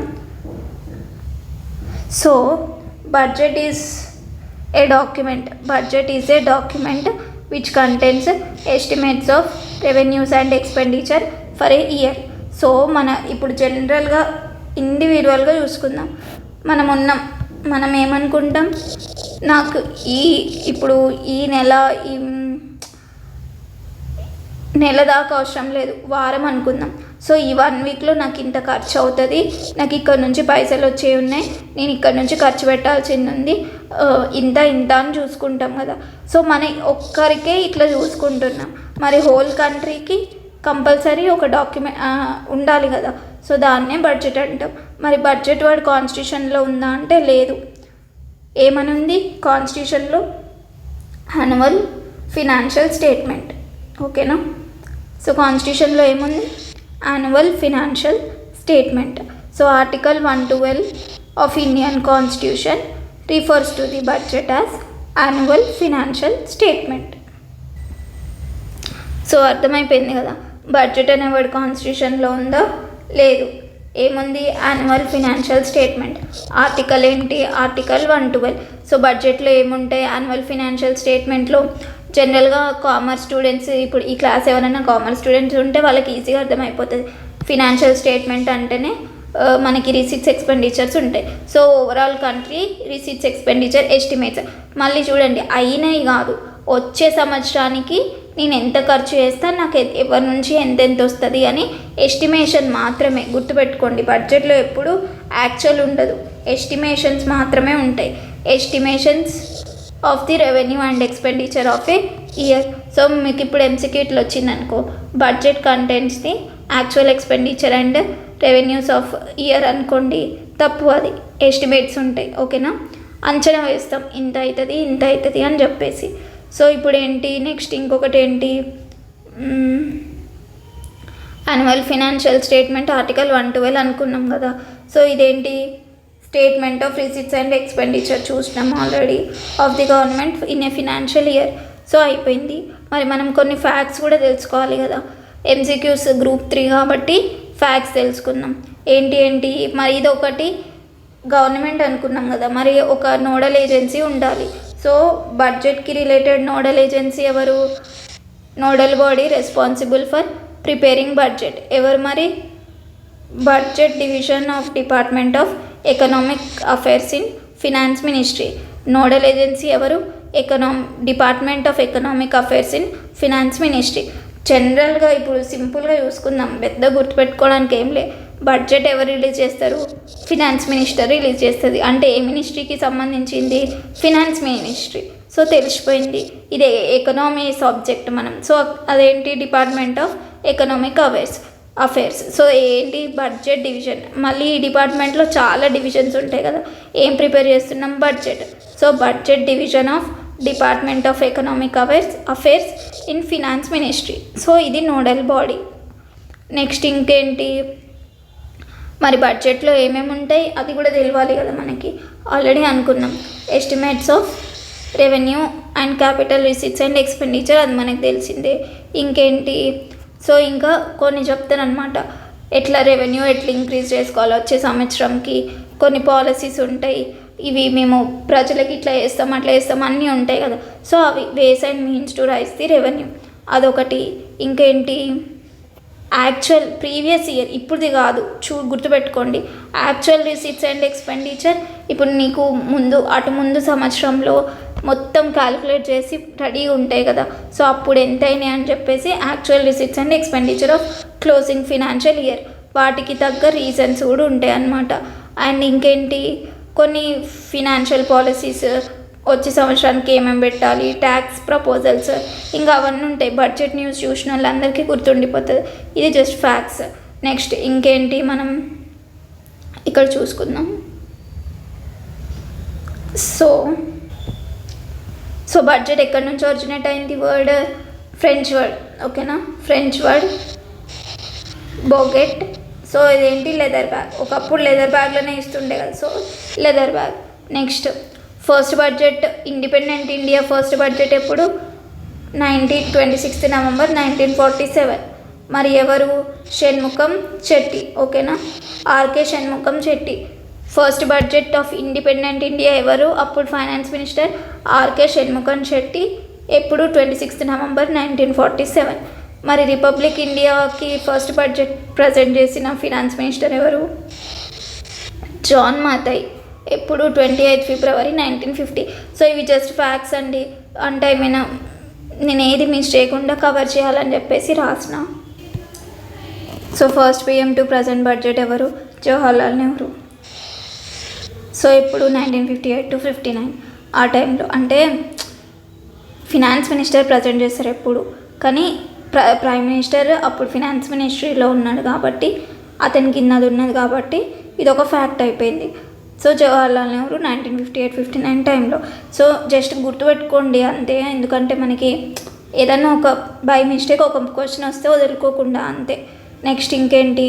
First women finance minister and PM to present budget ఎవరు? ఇందిరాగాంధీ. అంటే ప్రైమ్ మినిస్టర్ కాకుండా complete finance minister first women ఎవరు టు ప్రజెంట్ బడ్జెట్ అంటే నిర్మలా సీతారామన్. ఓకే, సో ఇప్పుడు first women finance minister and prime minister ఎవరు? ఇందిరాగాంధీ. ఫాదర్ అండ్ డాటర్ అట్లా గుర్తుపెట్టుకోవచ్చు. Easy ఏం లేదండి. ఇండిపెండెంట్ ఇండియాకి ఎవరు? షణ్ముఖం. మొత్తం షణ్ముఖంతో స్టార్ట్ అయింది కథ. ఇండిపెండెంట్ ఇండియాలో ఫస్ట్ బడ్జెట్ ప్రజెంట్ చేసిండు. తర్వాత రిపబ్లిక్ ఇండియాకి వచ్చేసరికి John. So John.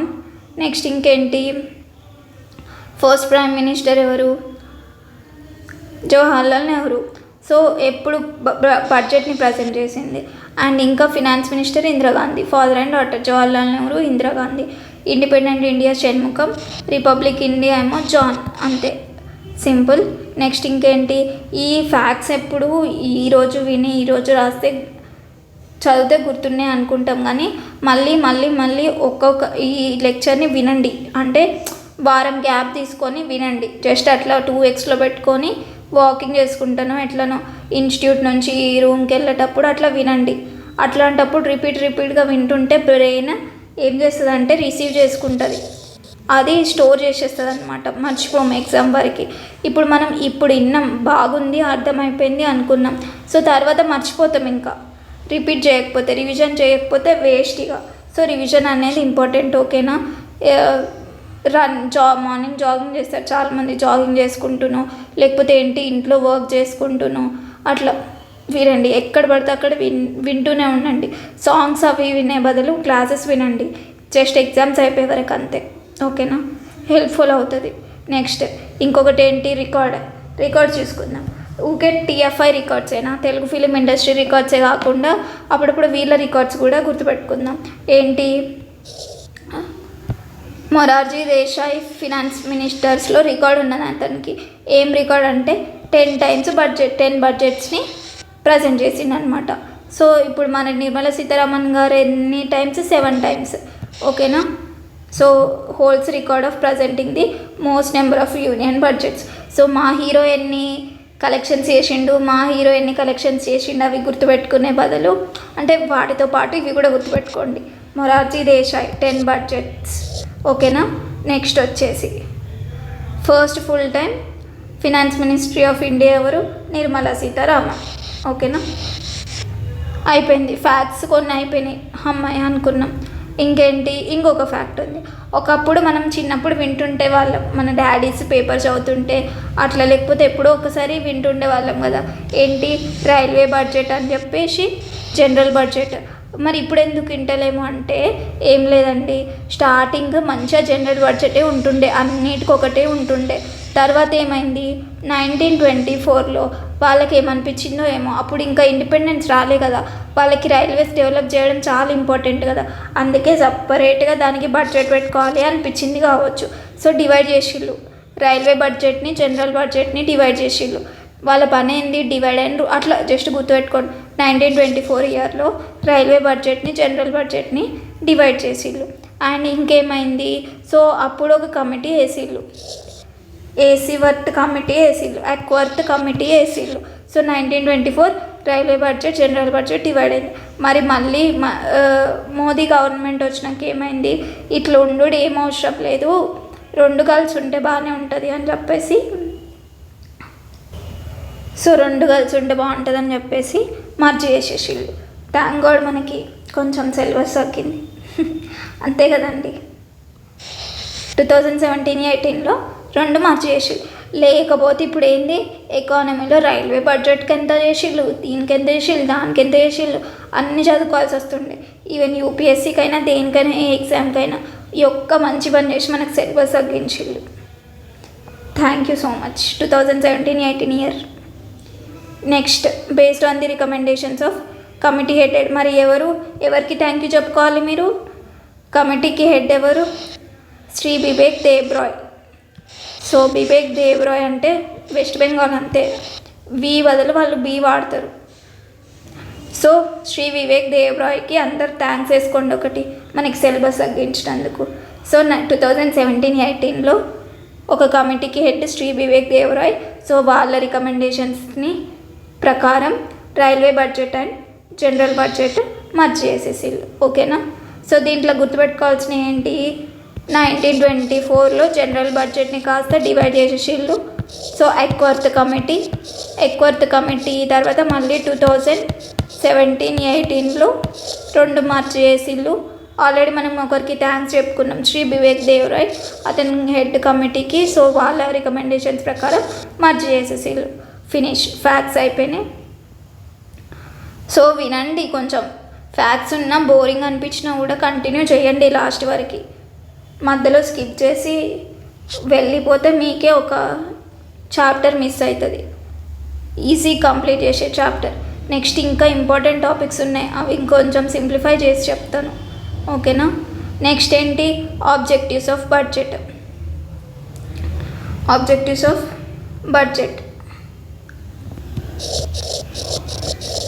So objectives ఏంటి జనరల్గా ఇప్పుడు ఏంటి, నీ బడ్జెటే అనుకో, నీ పర్సనల్ బడ్జెట్, నా పర్సనల్, ఎవరికి వాళ్ళు బడ్జెట్ అనుకుందాం.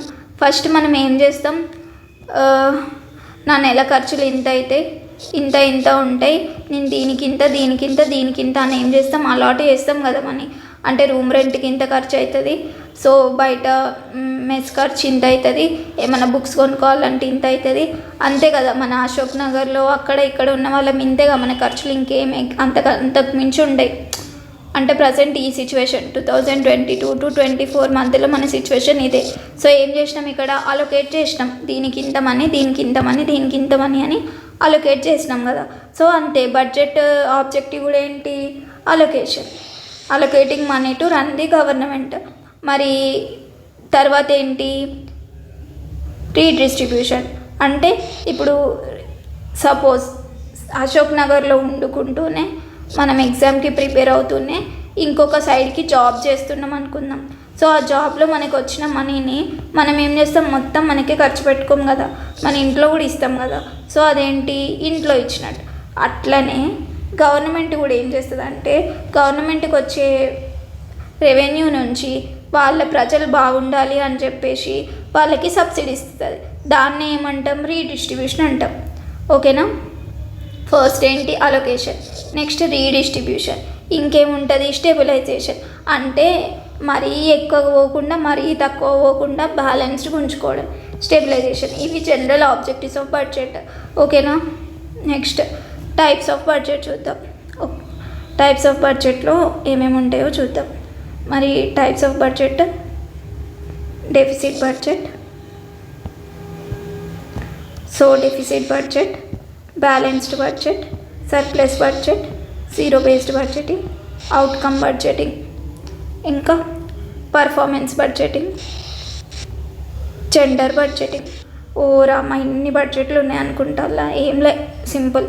ఫస్ట్ ఈ 3 కలిపి చూద్దాం, ఎంత ఈజీగా అయిపోతుందో చూద్దాం. Deficit first. ఈ 3 ఏంటి, ఈ 3 ఒకటికొకటి చుట్టాలు అవుతారు, రిలేటివ్స్ అవుతారు. సో రిలేటివ్స్లో ఎట్లుంటారు, ఇప్పుడు మన పెద్దనాన్న వాళ్ళు, బాబాయ్ వాళ్ళు అండ్ అట్లా, లేదా మన అత్తమ్మ వాళ్ళు, మొత్తం మన రిలేటివ్స్ ఉంటారు కదా. అందరు ఈక్వల్గా ఉండరు కదా. ఒకరు హై పొజిషన్లో ఉంటారు, ఒకరు లో పొజిషన్లో ఉంటారు, ఒకరు స్టెబిలైజ్డ్ పొజిషన్ ఉంటారు. అట్లనే ఈ బడ్జెట్స్ కూడా ఉంటాయి. ఏంటిదంటే ఫస్ట్ బ్యాలెన్స్డ్ బడ్జెట్. ఈ బడ్జెట్ ఏంటంటే మస్తు బ్యాలెన్స్డ్ ఉంటుంది. వాళ్ళకి అయ్యే ఖర్చులు అండ్ వాళ్ళకి వచ్చే మనీ మొత్తం పర్ఫెక్ట్ ఉంటుంది. పర్ఫెక్ట్ ఫ్యామిలీ అనుకుందాం. సో బ్యాలెన్స్డ్ బడ్జెట్లో కూడా అట్లనే ఉంటుంది. ఏంటిదంటే expenditure is equals to revenue. ఓకేనా. నెక్స్ట్ మరి డెఫిసిట్ బడ్జెట్ అంటే ఏంటి? డెఫిసిట్ బడ్జెట్ అంటే సింపుల్, ఏం లేదు. డెఫిసిట్ అంటే ఏంటి? తక్కువ అవ్వడంగా. అంటే ఇక ఇక్కడ ఏంటంటే మనకు వచ్చుడు ఎంత ఉంటుందో మనకు సంబంధం లేదు. 10 పైసలు వస్తే 100 పైసలు ఖర్చు పెట్టే రకం అన్నమాట. అంటే ఇక్కడ ఏంటి? రెవెన్యూ. ఇదేంటి? ఖర్చులు అంటే ఎక్స్పెండిచర్. మరి ఇక్కడ ఎక్స్పెండిచర్ ఎక్కువ ఉంది కదా, so expenditure greater than revenue.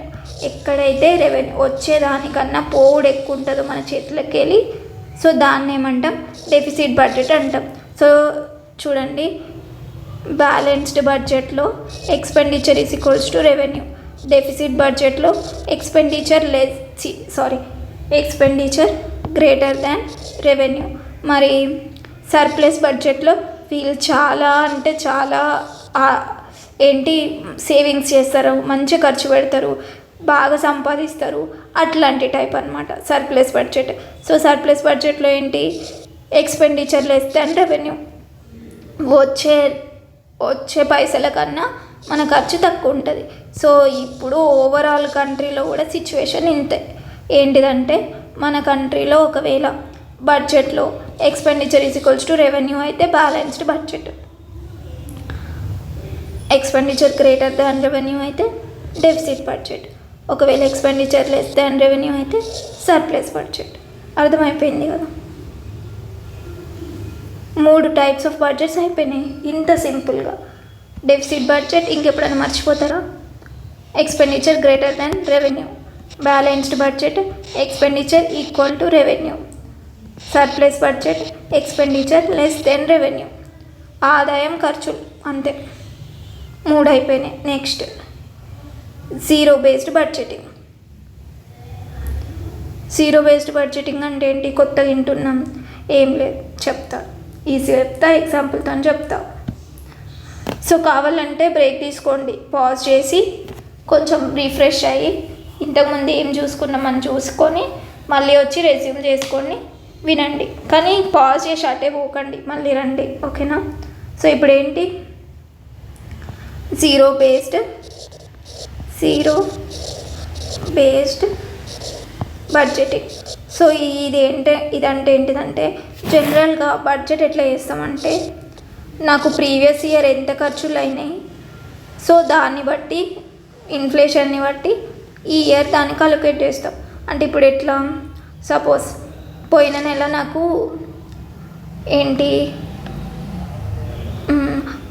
నాకు బుక్స్ కొనుక్కోవడానికి 500 అయినాయి. అట్లా అని చెప్పి నువ్వు ఇయర్ ఖర్చులలో బుక్స్కి మళ్ళీ 500 వేస్తావా? ఆల్రెడీ లాస్ట్ మంత్ కొనుక్కున్నావు కదా, కొనుక్కున్నప్పుడు నీకు ఈ మంత్ అవసరం ఉంటాయి కదా.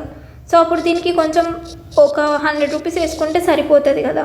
అంటే నువ్వు లాస్ట్ మంత్తో కంపేర్ చేయకుండా ఇప్పుడు నీకేం అవసరం ఉందో అంటే ఫ్రెష్గా స్టార్ట్ చేయడం అన్నమాట. సో కంపేర్ చేయకుండా ఫ్రెష్గా స్టార్ట్ చేస్తే దాన్ని జీరో బేస్డ్ బడ్జెటింగ్ అంటారు. సో ఏం లేదు, ఎగ్జాంపుల్తో మీకు ఆల్రెడీ అర్థమైపోయింది అని అనుకుంటున్నా. సో ఏం లేదండి, డెఫినేషన్లో చూద్దాం. All expenses are evaluated every time a budget is made. So ఫ్రెష్గా నువ్వు బడ్జెట్ వేస్తున్నావు అంటే ఆ ఇయర్ ఎక్స్పెన్సెస్ అనేవి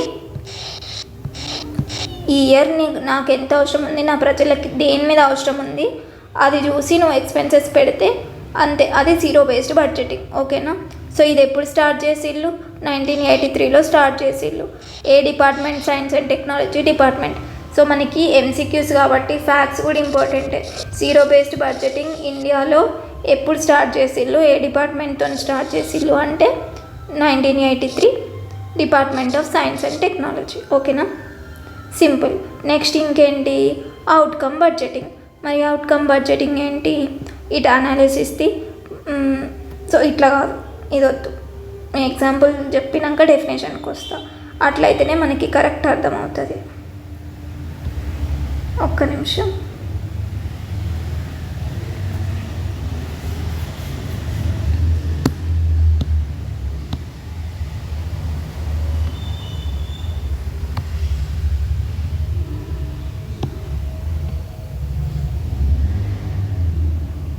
సో ఇప్పుడు ఏంటి? మనకి అవుట్కమ్ బడ్జెటింగ్ అనుకున్నాం కదా.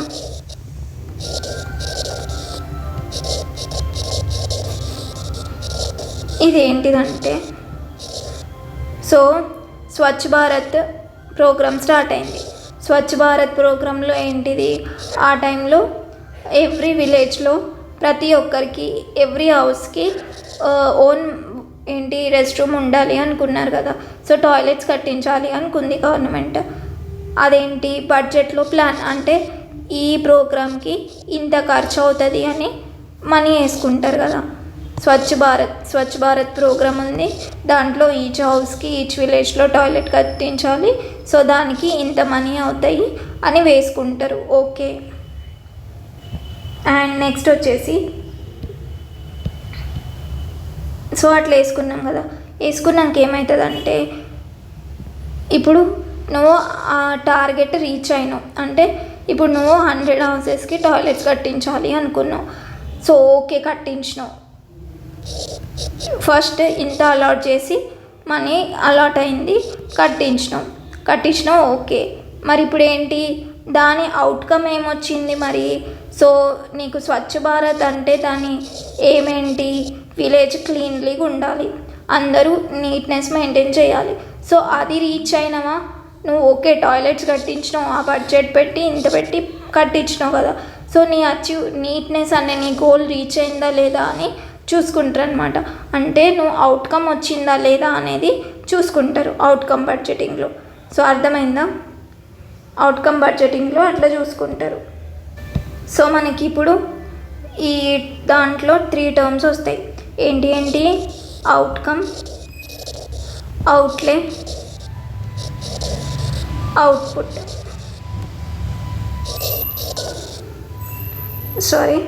అవుట్లే ఫస్ట్, తర్వాత అవుట్పుట్, తర్వాత అవుట్కమ్. అవుట్లే అంటే ఏంటిదంటే, నువ్వు ఇప్పుడు స్వచ్ఛ భారత్ ప్రోగ్రామ్కి ఎంత అమౌంట్ అలాట్ చేసినావు, ₹100 crores అలాట్ చేసినావు అనుకుందాం. మరి అవుట్పుట్ ఏంటి, దాంట్లో టాయిలెట్స్ కట్టించాలి, సక్సెస్ఫుల్గా చేసేసినావు. అది టాంజిబుల్, నీకు కనిపించే రిజల్ట్ అయితే వచ్చింది. Tangible measurable results of A project. ఇంకా దాని ఎంత ప్రోడక్ట్స్ అంటే ఎంత వర్క్ అయిందో అది అవుట్పుట్. మరి అవుట్కమ్ ఏంటి, దాని మెయిన్ గోల్ ఏంటి, క్లీన్లీనెస్ అచీవ్ అయినవా లేదా. సో ఇది చూసుకుంటారు అవుట్కమ్ బడ్జెట్లో.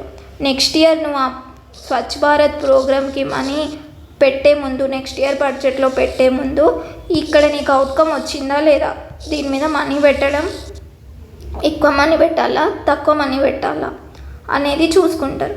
సో ఇప్పుడు మీకు అర్థమైంది అనుకుంటా కదా, అవుట్కమ్ బడ్జెటింగ్ అర్థమైపోయిందిగా. సో మనకి ఇప్పుడు ఏమేమి బడ్జెటింగ్ చూసుకున్నాం, deficit budget, surplus budget, balanced budget, zero based budget, next outcome budget. So ఇవి అయిపోయినాయి. నెక్స్ట్ ఇంకేం చూసుకుందాం.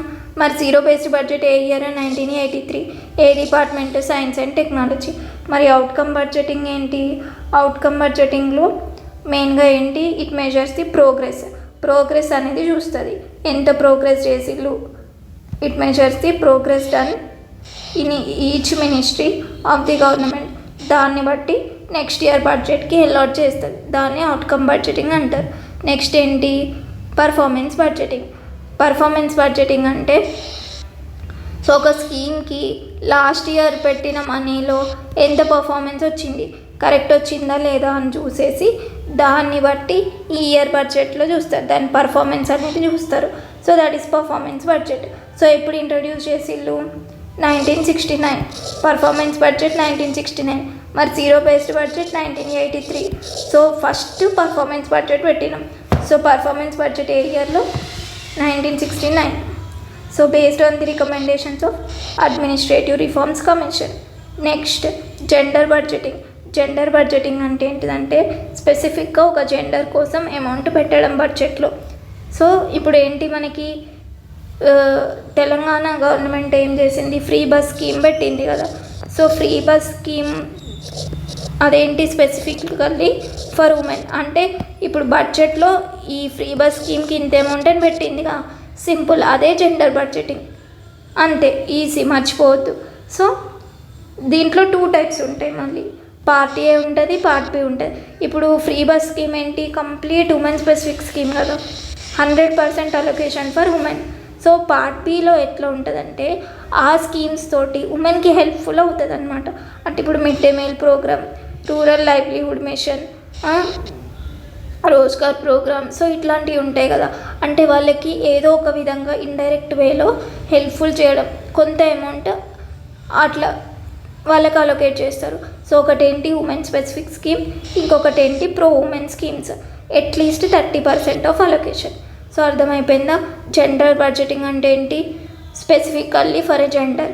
ఎగ్జాంపుల్ ఏంటి? మన తెలంగాణలో free bus scheme, because it comes under part a women specific scheme, 100% allocation for women. So ఇంకా ఏంటి? Widow pension scheme లేదా గర్ల్స్ హాస్టల్ స్కీమ్, ఇట్లాంటి. మరి ఇండియాలో ఎప్పుడు స్టార్ట్ చేసిళ్ళు అంటే 2005-06లో సెంట్రల్ బడ్జెట్లో ఇది స్టార్ట్ చేసిళ్ళు. ఓకేనా? Gender budgeting. సో ఇప్పుడు మీకు టైప్స్ ఆఫ్ బడ్జెట్ అర్థమైపోయినాయి కదా. ఇంత ఈజీయా అనిపించింది కదా. సో మీరే చెప్పాలి ఒకసారి మనం ఏమేమి బడ్జెట్స్ నేర్చుకున్నాం. ఫస్ట్ మన రిలేటివ్స్ టైప్స్ బడ్జెట్స్ అనుకున్నాం కదా. ఏంటి అవి? Deficit budgeting, balanced budget, next ఇంకేంటి? Surplus budget. డెఫిసిట్ అంటే ఎక్స్పెండిచర్ రెవెన్యూ కన్నా తక్కువ ఉండడం, బ్యాలెన్స్డ్ అంటే ఎక్స్పెండిచర్ రెవెన్యూ కన్నా సేమ్ ఉండడం. నెక్స్ట్ సర్ప్లస్ అంటే ఎక్స్పెండిచర్ ఎక్కువ ఉండడం, రివర్స్. సర్ప్లస్ అంటే ఎక్స్పెండిచర్ తక్కువ ఉంటుంది, డెఫిసిట్ అంటే ఎక్స్పెండిచర్ ఎక్కువ ఉంటుంది. అంతే. మనకి ఎక్కడైతే మనకు వచ్చేది ఎక్కువ ఉంటుందో అది సర్ప్లస్, మనకు పోయేది ఎక్కడ ఉంటుందో ఎక్కువ ఉంటుందో అది డెఫిసిట్. 3 బడ్జెట్స్ అయిపోయినాయి. నెక్స్ట్ ఏంటి? Zero based budget. నెక్స్ట్ ఇంకేం చూసుకున్నాం? Outcome budget, performance budget, gender based budget. So gender based budget ఎప్పుడు? 2005-06 అంతే కదా. ఇయర్స్ చూసుకుందాం ఒకసారి. Gender based budget 2005-06, performance budget 1969, zero based budget 1983. Finish. Types of budgets అయిపోయింది. ఇంకెప్పుడన్నా టైప్స్ ఆఫ్ బడ్జెట్స్ మర్చిపోతారా? No, you should not. So next వచ్చేసి types of budgets అయిపోయింది. నెక్స్ట్ ఇంకేంటి? Budget deficits. అంతేనా? ఏడికి వెళ్ళింది ఇది. ఇప్పుడు మనం ఏమేమి కవర్ చేసినాం? ఆబ్జెక్టివ్స్ ఆఫ్ బడ్జెట్ కవర్ చేసినాం, టైప్స్ ఆఫ్ బడ్జెట్ ఇవన్నీ అయిపోయినాయి, ఇవన్నీ కవర్ చేసినాం. నెక్స్ట్ ఇంకేంటి? Components of budget. ఏంటి? అసలు బడ్జెట్లో రెవెన్యూ అకౌంట్ ఉంటుంది, క్యాపిటల్ అకౌంట్ ఉంటుంది కదా. సో దాని స్ట్రక్చర్ ఇట్లా ఉంటుంది. Structure of government budget receipts, budget expenditure. మరి దాంట్లో ఏముంటుంది? Revenue receipts, capital receipts, revenue expenditure, capital expenditure. మరి ఇది పైన డీటెయిల్గా చూసుకుందాం ఇక్కడ. సో జస్ట్ మినిట్, ఒక్కసారి డీటెయిల్డ్గా చూసుకుందాం. Okay, structure of government budget start చేసే ముందు ఏమైనా రిఫ్రెషింగ్గా చూసుకుందామా? అంటే ఇప్పటివరకు విని అంటే అనిపిస్తుంది కదా, ఫ్లో అంటే మొత్తం సబ్జెక్టే అవుతుంది అని అనిపిస్తుంది కదా. సో ఒకసారి డిస్కస్ చేద్దామా? సో ఎగ్జామ్స్ వస్తున్నాయి నవంబర్ డిసెంబర్లో. సో ఏమనుకున్నారు? ఎగ్జామ్స్ రాసినాక నాకు తెలిసి అశోక్ నగర్లో ఉన్న వాళ్ళు ఇంటికి వెళ్ళిపోతారు అనుకుంటా. అండ్ మీరు ఎప్పుడైనా అనుకున్నారా నెక్స్ట్ ఏం చేయాలి అని చెప్పేసి? ఐ మీన్ మీ గురించి మీరు ఎప్పుడైనా ఆలోచించుకున్నారా? ఎగ్జామ్ ప్రిపరేషనే అవుతుంది కదా, ఏదైనా బ్రేక్ తీసుకోవాలి, ఎక్కడికన్నా వెళ్ళాలి, సెల్ఫ్ ఎక్స్ప్లోరింగ్ గురించి ఏమైనా ప్లాన్ వేసుకున్నారా? అట్లా వేసుకోండి. ఓకేనా? ఇప్పుడే అనుకోండి, నేను ఎగ్జామ్ బాగా రాస్తే, ఖచ్చితంగా బాగా రాస్తారు అందరూ. సో బాగా రాస్తే ఎక్కడికన్నా చిన్న ట్రిప్కి అట్లా వెళ్తా అని సెల్ఫ్ ఒకటి పెట్టుకోండి. ఓకేనా? సో చలో let's get back to lecture. ఓకేనా? Structure of government budget. మరి ఇప్పుడు ఏంటి? బడ్జెట్లో 2 టైప్స్ ఉంటాయి. So receipts, expenditure. Just minute. Okay, receipts, expenditure. So నేను ఏమని చెప్పాను? Telugu medium terminology already first రాశాను కదా, ఒకసారి అది.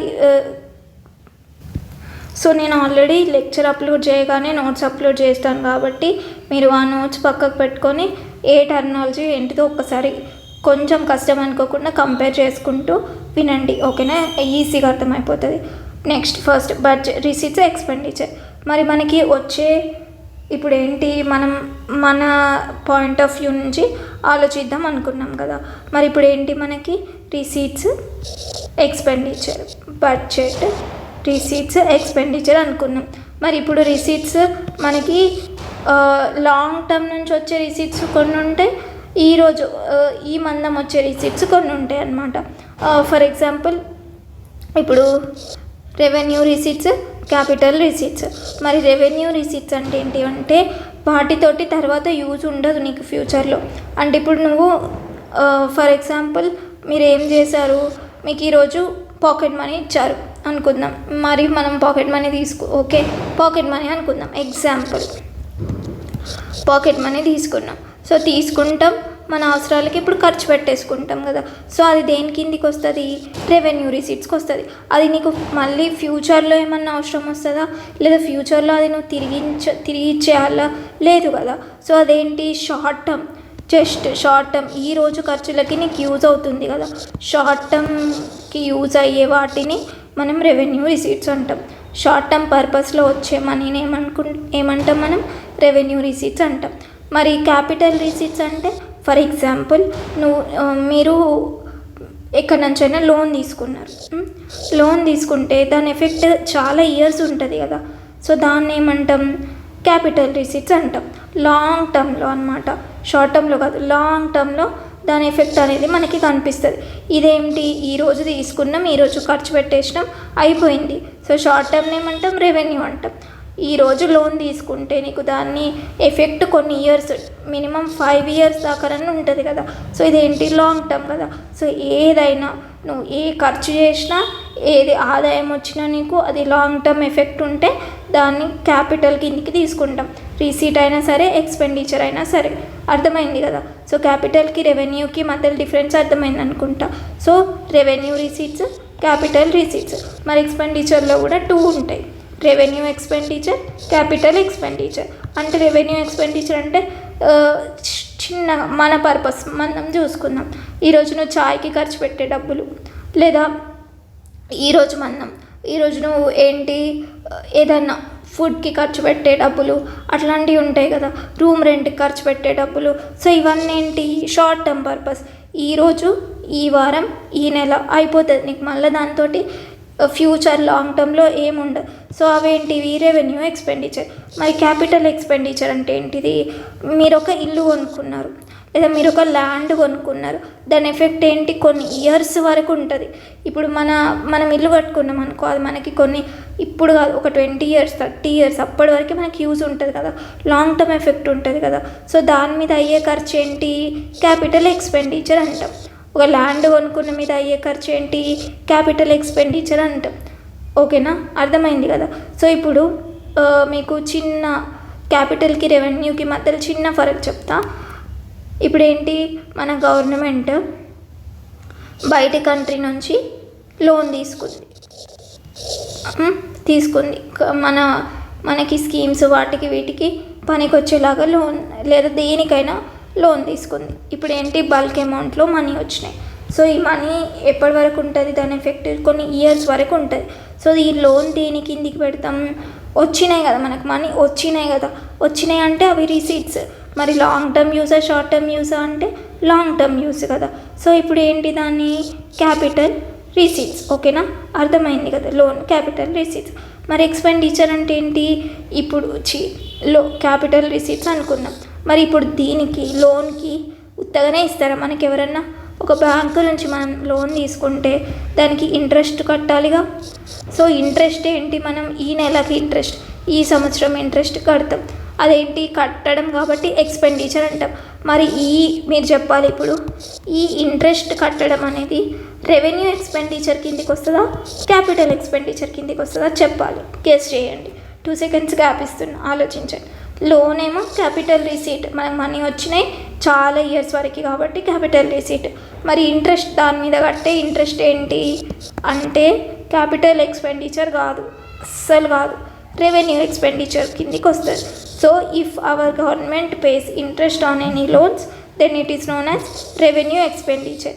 మరి మన గవర్నమెంట్ లోన్ తీసుకుంటే అది ఏమవుతుంది, క్యాపిటల్ రిసీట్ అవుతుంది. సో ఇప్పుడు మీకు అర్థమైందా, రిసీట్స్కి ఎక్స్పెండిచర్స్కి మధ్యలో difference, capital receipts, capital expenditure, revenue receipts, revenue expenditure మధ్యలో డిఫరెన్స్ అర్థమైంది అనుకుంటారా. సో ఇంతే, సింపుల్.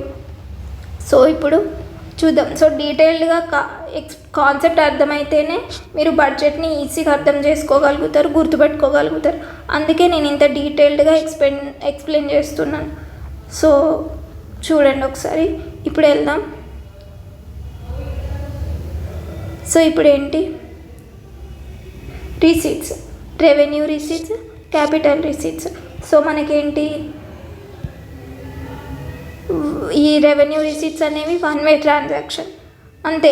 ఇప్పుడు మనకు వస్తే మనం ఖర్చు పెట్టేసుకుంటాం, లేదా మనం దాంతో ఫ్యూచర్ యూస్ ఉండదు. సో అందుకే అది వన్ వే ట్రాన్సాక్షన్. క్యాపిటల్స్ ఏమో టూ వే ట్రాన్సాక్షన్. ఎక్స్పెండిచర్ అయినా అంతే, one way two way transaction. మరి రెవెన్యూ రిసీట్స్లో గవర్నమెంట్కి ఎక్కడెక్కడి నుంచి వస్తాయి అంటే 2 సోర్సెస్ నుంచి వస్తాయి. ట్యాక్స్ రెవెన్యూ నుంచి వస్తుంది, నాన్ ట్యాక్స్ రెవెన్యూ నుంచి కూడా వస్తుంది.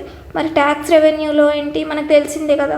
ఇప్పుడు ఏంటి, రెవెన్యూ రిసీట్స్ 2 టైప్స్ ఉంటుంది.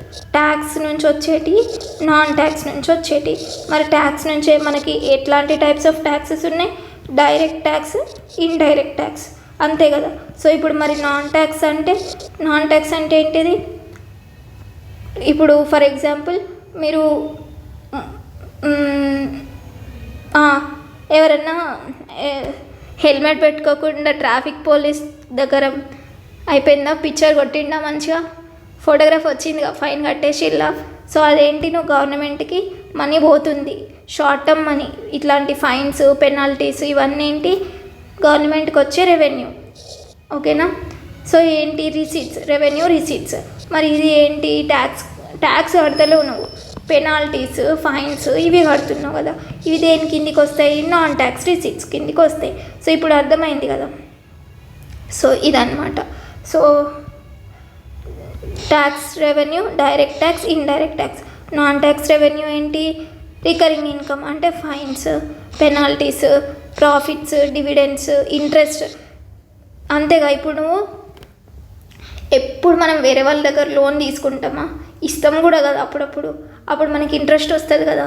మరి ఆ ఇంట్రెస్ట్ ఏంటి, రెవెన్యూ రిసీట్, ఓకేనా. సో అయిపోయింది. నెక్స్ట్ ఏంటి, క్యాపిటల్ రిసీట్స్లో ఏంటి, debt creating capital receipts, non debt creating capital receipts. అంటే డెట్ క్రియేటింగ్ అంటే సింపుల్గా లోన్ తీసుకుంటే మనకు అప్పు అన్నట్టుగా, మనకి తాత్కాలికంగా పైసలు వస్తున్నాయి, బల్క్ అమౌంట్లో వస్తున్నాయి, కానీ అదేంటి మనకి లోన్ కిందికే కదా. సో అట్లనే మన కంట్రీకి కూడా 2 టైప్స్ ఉంటాయి. ఒకటి డెట్ క్రియేటింగ్ అంటే మనకు వచ్చే మనీ నుంచి మనకి అప్పు జనరేట్ అవ్వడం, non debt creating. So non debt creating అంటే ఏంటి, స్వతహా మనకి పైసలు వస్తున్నాయి, దాని నుంచి ఏం అప్పు లాంటిది ఏం జనరేట్ అవుతలేదు. సో అవి non debt creating capital receipts కిందికి వస్తాయి. సో అవి ఏంటియో చూద్దాం. సో ఫస్ట్ డెట్ క్రియేటింగ్లో ఏంటిదంటే విత్ ఇన్ ది కంట్రీ నుంచి తీసుకోవచ్చు, ఇంటర్నల్ బారోయింగ్, బయట దేశాల నుంచి కూడా తీసుకోవచ్చు, ఎక్స్టర్నల్ బారోయింగ్, ఓకేనా. సో ఇప్పుడు ఏంటి, next non debt capital receipts. So ఏంటిది, మనం తిరిగి కట్టాల్సిన అవసరం లేదు. ఇవి మనకి పైసలు వస్తే తిరిగి కట్టాల్సిన అవసరం లేదు.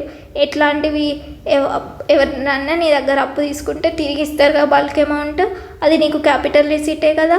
మరి అదేంటి, నువ్వు తిరిగి కట్టాలా అవసరం లేదు కదా. అట్లాంటివి రికవరీ ఆఫ్ లోన్స్ లేదా advances made by government of India పాస్ట్లో ఏమన్నా, అట్లాంటివన్నీ నాన్ క్యాపిటల్ రిసీట్స్ కిందికి వస్తాయి. సో ఇప్పుడు మీకు కాన్సెప్ట్ క్లియర్ అయిపోయిందా. Revenue receipts, capital receipts. Revenue రిసీట్స్లో tax revenue, non tax revenue.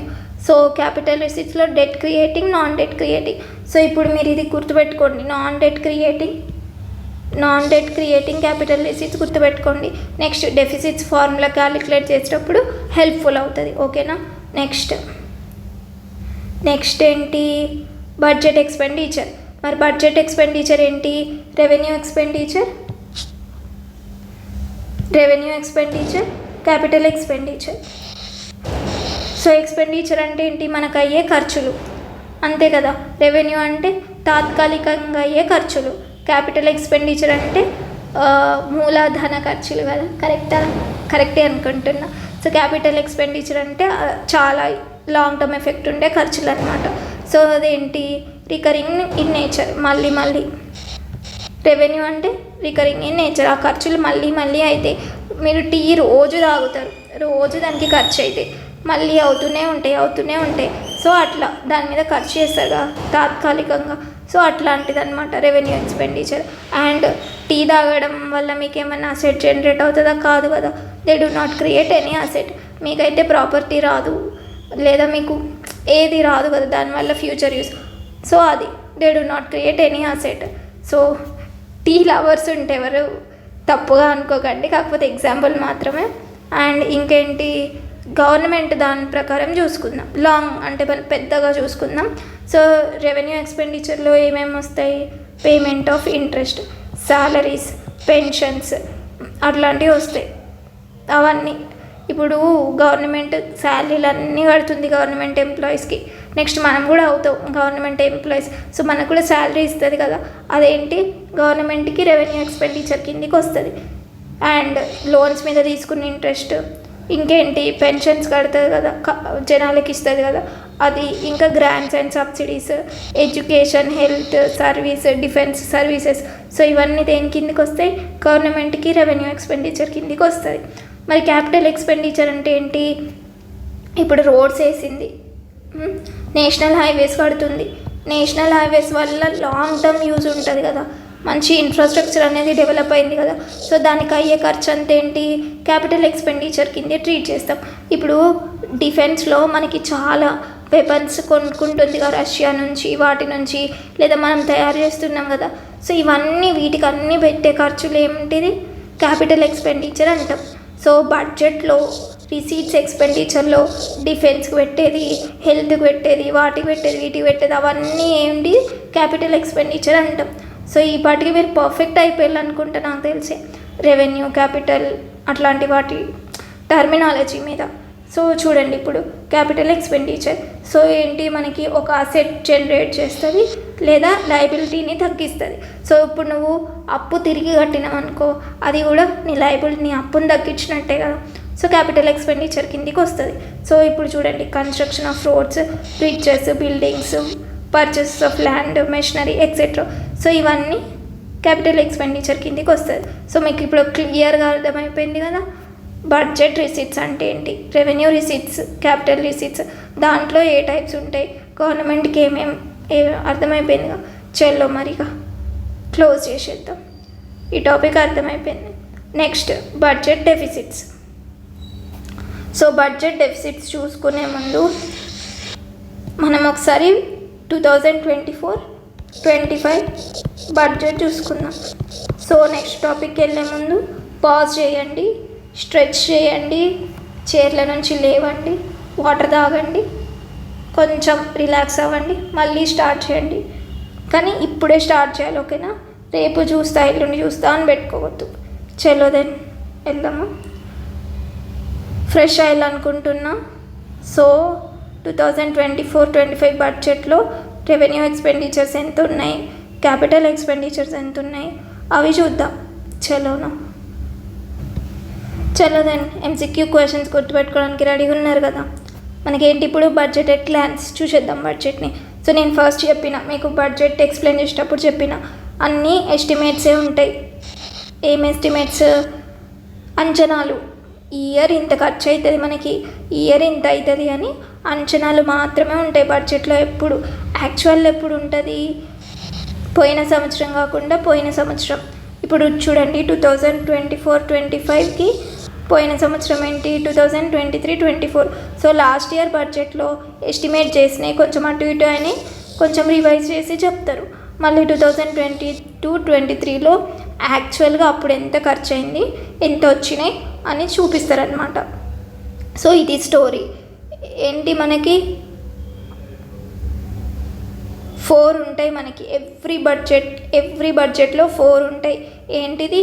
ఒకటేమో నెక్స్ట్ 2020, ఇప్పుడు ప్రజెంట్ మనం 2024-25 కాబట్టి ఈ ఇయర్కి అంచనాలు ఎంత ఉంటాయి బడ్జెట్ ఎస్టిమేట్స్లో. నెక్స్ట్ తర్వాత ప్రీవియస్ ఇయర్లో ఎంత బడ్జెట్ ఎస్టిమేట్ చేసిళ్ళు, దానికి ఎంత అయింది, ఆ 2 ఉంటాయి. మళ్ళీ 22-23లో యాక్చువల్ ఉంటాయి. ఓకేనా, ఇదన్నమాట cinema budgeted clans. Next so ఇప్పుడు ఏంటి మనకి మరి ఇప్పుడు ఎంత రిసీట్స్ అయినాయి, ఎంత ఎక్స్పెండిచర్ అయింది, క్యాపిటల్ ఎంతైనా. ఇప్పుడు ఎగ్జామ్లో అడుగుతారు సింపుల్గా total estimated expenditure of 2024-25 budget ఎంత అని డైరెక్ట్ షార్ట్ ఎంసీక్యూ వస్తుంది కదా. సో డైరెక్ట్ షార్ట్ ఎంసీక్యూస్ ఇప్పుడు ఈ లెక్చర్ని కొంచెం స్కిప్ చేయకండి, ఎగ్జామ్లో 2-3 ఎంసీక్యూస్ వచ్చే ఛాన్సెస్ ఉంటాయి కాబట్టి. సో టోటల్ ఎస్టిమేటెడ్ ఎక్స్పెండిచర్ ఎంత, సో 48,20,512 crores, 48,20,512 కోట్లు total estimated expenditure. So actual value అంటే ఇప్పుడు ఏంటి బడ్జెట్లో ఎంత ఖర్చుకి ఎంత పెట్టినామంటే 48,20,512 crores. సో ఈ నెంబర్స్ గుర్తుపెట్టుకోవాలి ఇంకా అంతే. ఇది నేను ట్రిక్ ఏముంటుందంటే సింపుల్గా ఈ 2024 ఇయర్ కదా, సో 40 lakhsతో స్టార్ట్ అవుతుంది. 48 lakhs, సో 20 ఇక్కడ 48,20,512 crores.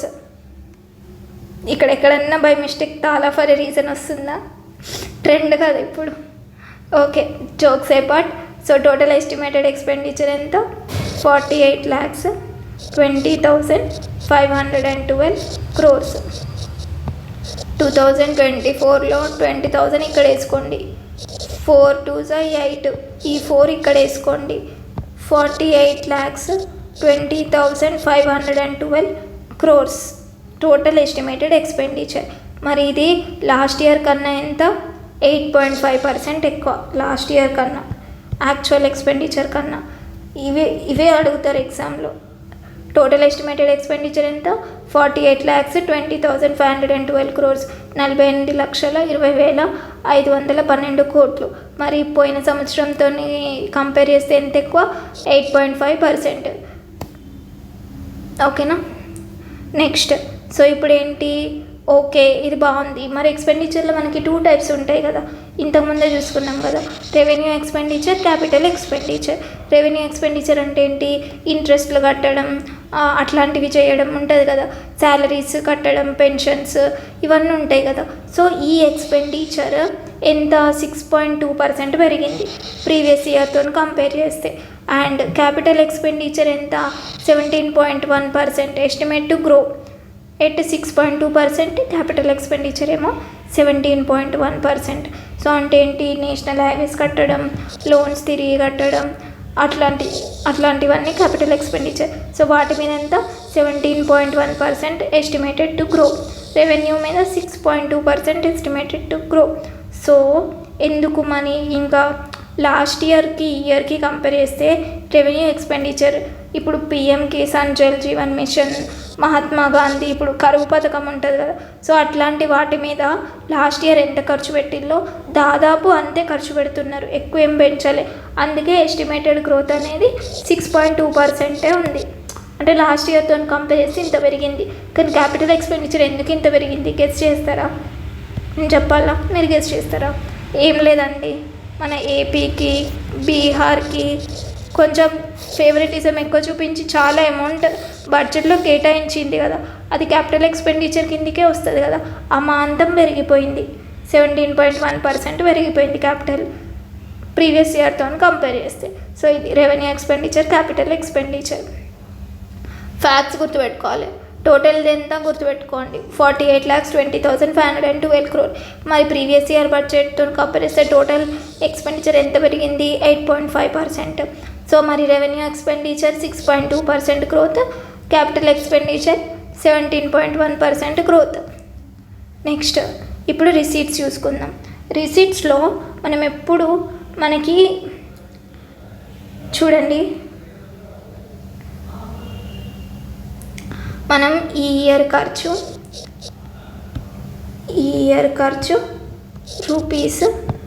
₹500 అనుకున్నాం. సో నేను ఎర్న్ చేసేది 400. నేను వేరే వాళ్ళ దగ్గర ₹100 అప్పు తెచ్చుకున్నా ఈ ఖర్చులు వెళ్ళదీయనీకి. కానీ బయట ఎవడన్నా అడిగితే రే ఈ నెల ఎంత సంపాదించినారు అని అడిగితే నువ్వు 500 సంపాదించినా అని చెప్తావా, 400 సంపాదించినా అని చెప్తావా? అప్పు తెచ్చుకుంది ఎప్పుడు ఎవ్వరు చెప్పరు కదా. అది అప్పు తెచ్చుకున్నది కూడా మనం సంపాదించినట్టు లెక్క చెప్తే అది మనకి డబుల్ రీకౌంటింగ్, అన్నెసెసరీ కౌంటింగ్ అవుతుంది. సో అట్లనే గవర్నమెంట్ కూడా క్యాపిటల్ రిసీట్, సో మనకేంటి అక్కడ కూడా మనకి గవర్నమెంట్లో ఏంటిదంటే క్యాపిటల్ రిసీట్స్లో ఎప్పుడు బారో చేసుకున్న మనీని మనం కన్సిడర్ చేసుకోం. రిసీట్స్ క్యాపిటల్ రిసీట్స్లో కౌంట్ చేస్తాం, కాకపోతే ఏంటిదంటే సపరేట్ చూస్తాం, ఎప్పుడు కలిపి చూడం. డెఫిసిట్స్ క్యాలిక్యులేట్ చేసేటప్పుడు ఇది మీకు వస్తుంది టాపిక్, ఓకేనా? సో ఇప్పుడు చూద్దాం. సో టోటల్ రిసీట్స్ మనకి ఎంత, ఎక్స్క్లూడింగ్ బారోయింగ్స్ తీసేసి ఎంత estimate, 32,07,200 crores. Total expenditure are estimated to 32,07,200 crores. Receipts ఇది మన ఖర్చు ఎంత అనుకున్నాం చూడకుండా చెప్పాలి. ఇప్పుడు ఎంసీక్యూ వస్తుంది అన్న కదా, ఏం లే 2024 నుంచి ట్రిక్ అనుకున్నాం కదా, ఎంత ఫస్ట్ ఈ 20 ఇక్కడ వేసుకుందాం, నెక్స్ట్ ఈ 4 ఇక్కడ వేసుకుందాం, 2 4s 8, 48,20,512 crores. ఇదేంటి టోటల్ ఎస్టిమేటెడ్ ఎక్స్పెండిచర్. మరి మనకి ఎస్టిమేటెడ్ రిసీట్స్ బారోయింగ్స్ కాకుండా, అప్పు కాకుండా ఎస్టిమేటెడ్ రిసీట్స్ ఎంత, 32,07,200 crores, ఓకేనా? సో చూడండి ఇక్కడ కూడా 7 వచ్చింది, తాలా for a reason, silly tricks. So ఇప్పుడు ఏంటి ఎస్టిమేటెడ్ రిసీట్స్లో 32,07,200 crores. సో ఇది మర్చిపోకండి, ఈ ఫ్యాక్ట్స్ అన్ని రాసుకోండి. సో ఇప్పుడు ప్రీవియస్ ఇయర్తో కంపేర్ చేస్తే ఎంత మనకి రిసీట్స్ 15% ఎక్కువ అనమాట, 15% హయ్యర్ దెన్ యాక్చువల్స్ ఆఫ్ 23-24. మరి అక్కడ ఎంత, 8.4%, 8.5% ఎక్స్పెండిచర్లో. నెక్స్ట్ సో ఒకవేళ మనకి రిసీట్స్ మనకు వచ్చే దాంట్లో ఉన్న పోయే దాంట్లో మధ్యలో గ్యాప్ ఉంటే దాన్ని మనం ఎట్లా ఫుల్ఫిల్ చేస్తాం? ఇంతకుముందు ఎగ్జాంపుల్ చూసుకున్నాం కదా, మనకు వచ్చేది 400 రూపాయలు మనం సంపాదించేది, కానీ మనకి నెల ఖర్చులు 500 రూపాయలు ఉన్నాయి. ఇప్పుడు మనకి 100 రూపాయలు గ్యాప్ ఉంది కదా, సో దాన్ని ఎట్లా ఫుల్ఫిల్ చేస్తాం? వేరే వాళ్ళ దగ్గర నుంచి అప్పు తీసుకొచ్చి ఫుల్ఫిల్ చేస్తాం కదా. సో అంతే మన గవర్నమెంట్ కూడా అంతే చేస్తుంది. How it is fulfilled? By borrowings. So మరి ఇప్పుడు మనకి ఈ బడ్జెట్లో 2024-25 ఈ బడ్జెట్లో మనకి బారోయింగ్స్ ఎంత? సో 16,13,312 crores, 16,13,312 కోట్లు ఏంటి బారోయింగ్స్. సో ఇక్కడ అనుకున్నాం కదా క్యాపిటల్ రిసీట్స్లో బారోయింగ్స్ ఎక్స్క్లూడ్ చేసినాం అని చెప్పేసి, ఆ బారోయింగ్సే ఇక్కడ చూస్తున్నాం అనమాట.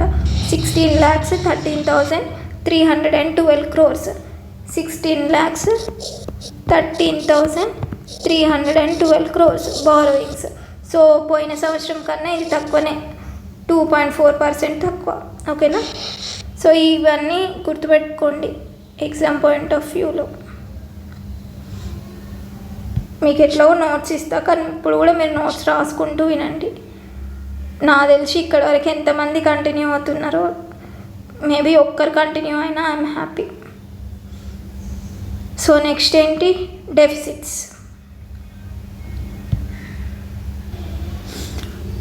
సో మీరు అనుకోవచ్చు మేడం వేరే క్లాస్లో చెప్పొచ్చు కదా, లెక్చర్ ఎక్కువైంది, ఇంత 1.5 hour అవుతుంది అని. ఏం లేదండి, మీకు ఒకవేళ లెందీ అనిపిస్తే నెక్స్ట్ మళ్ళీ ఇంకెప్పుడైనా పాజ్ చేసుకొని ఒక 1/2 hour గ్యాప్ తీసుకొని వినండి. కాకపోతే మనకి ఇప్పుడు ఎగ్జామ్ దగ్గరకు వస్తుంది కాబట్టి టాపిక్స్ కంప్లీట్ చేయాలి కదా, సో అందుకే నేను కంటిన్యూ చేస్తున్నాను.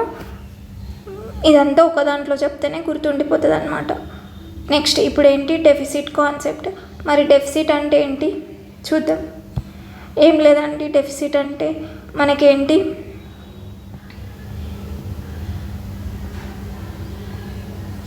సో డెఫిసిట్ లోటు, డెఫిసిట్ అంటే లోటు. సో ఇప్పుడు ఏంటి, మనకి వచ్చిన దానికన్నా ఖర్చు చేసేవి ఎక్కువ ఉంటే మనం దాన్ని డెఫిసిట్ అంటాం. Expenditure is greater than receipts, so then it is known as deficit. మరి ఎట్లాంటి డెఫిసిట్స్ ఉంటాయి మనకి? డిఫరెంట్ కైండ్స్ ఆఫ్ డెఫిసిట్స్ ఉంటాయి. ఫిజికల్ డెఫిసిట్ ఉంటుంది, రెవెన్యూ డెఫిసిట్ ఉంటుంది, ఎఫెక్టివ్ రెవెన్యూ డెఫిసిట్ ఉంటుంది, ప్రైమరీ డెఫిసిట్ ఉంటుంది, మానిటైజ్డ్ డెఫిసిట్ ఉంటుంది. సో ఈ డెఫిసిట్స్ ఎందుకు ఇంపార్టెంట్ అంటే, ఇప్పుడు బడ్జెట్లో నీకు ఫిజికల్ డెఫిసిట్ ఇంత ఉంది, సో బడ్జెట్ చూసి నువ్వు రెవెన్యూ డెఫిసిట్ ఎక్కువ ఉంటే మంచిదా, తక్కువ ఉంటే మంచిదా, సో దీంట్లో అన్నిటికన్నా డేంజర్ ఏంటి, రెవెన్యూ డెఫిసిటా, ఎఫెక్టివ్ రెవెన్యూ డెఫిసిటా, అవన్నీ తెలియాలి కదా.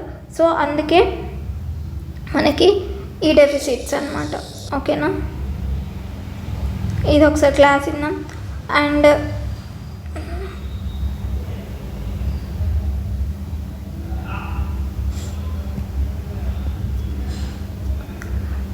so there are different types of deficits.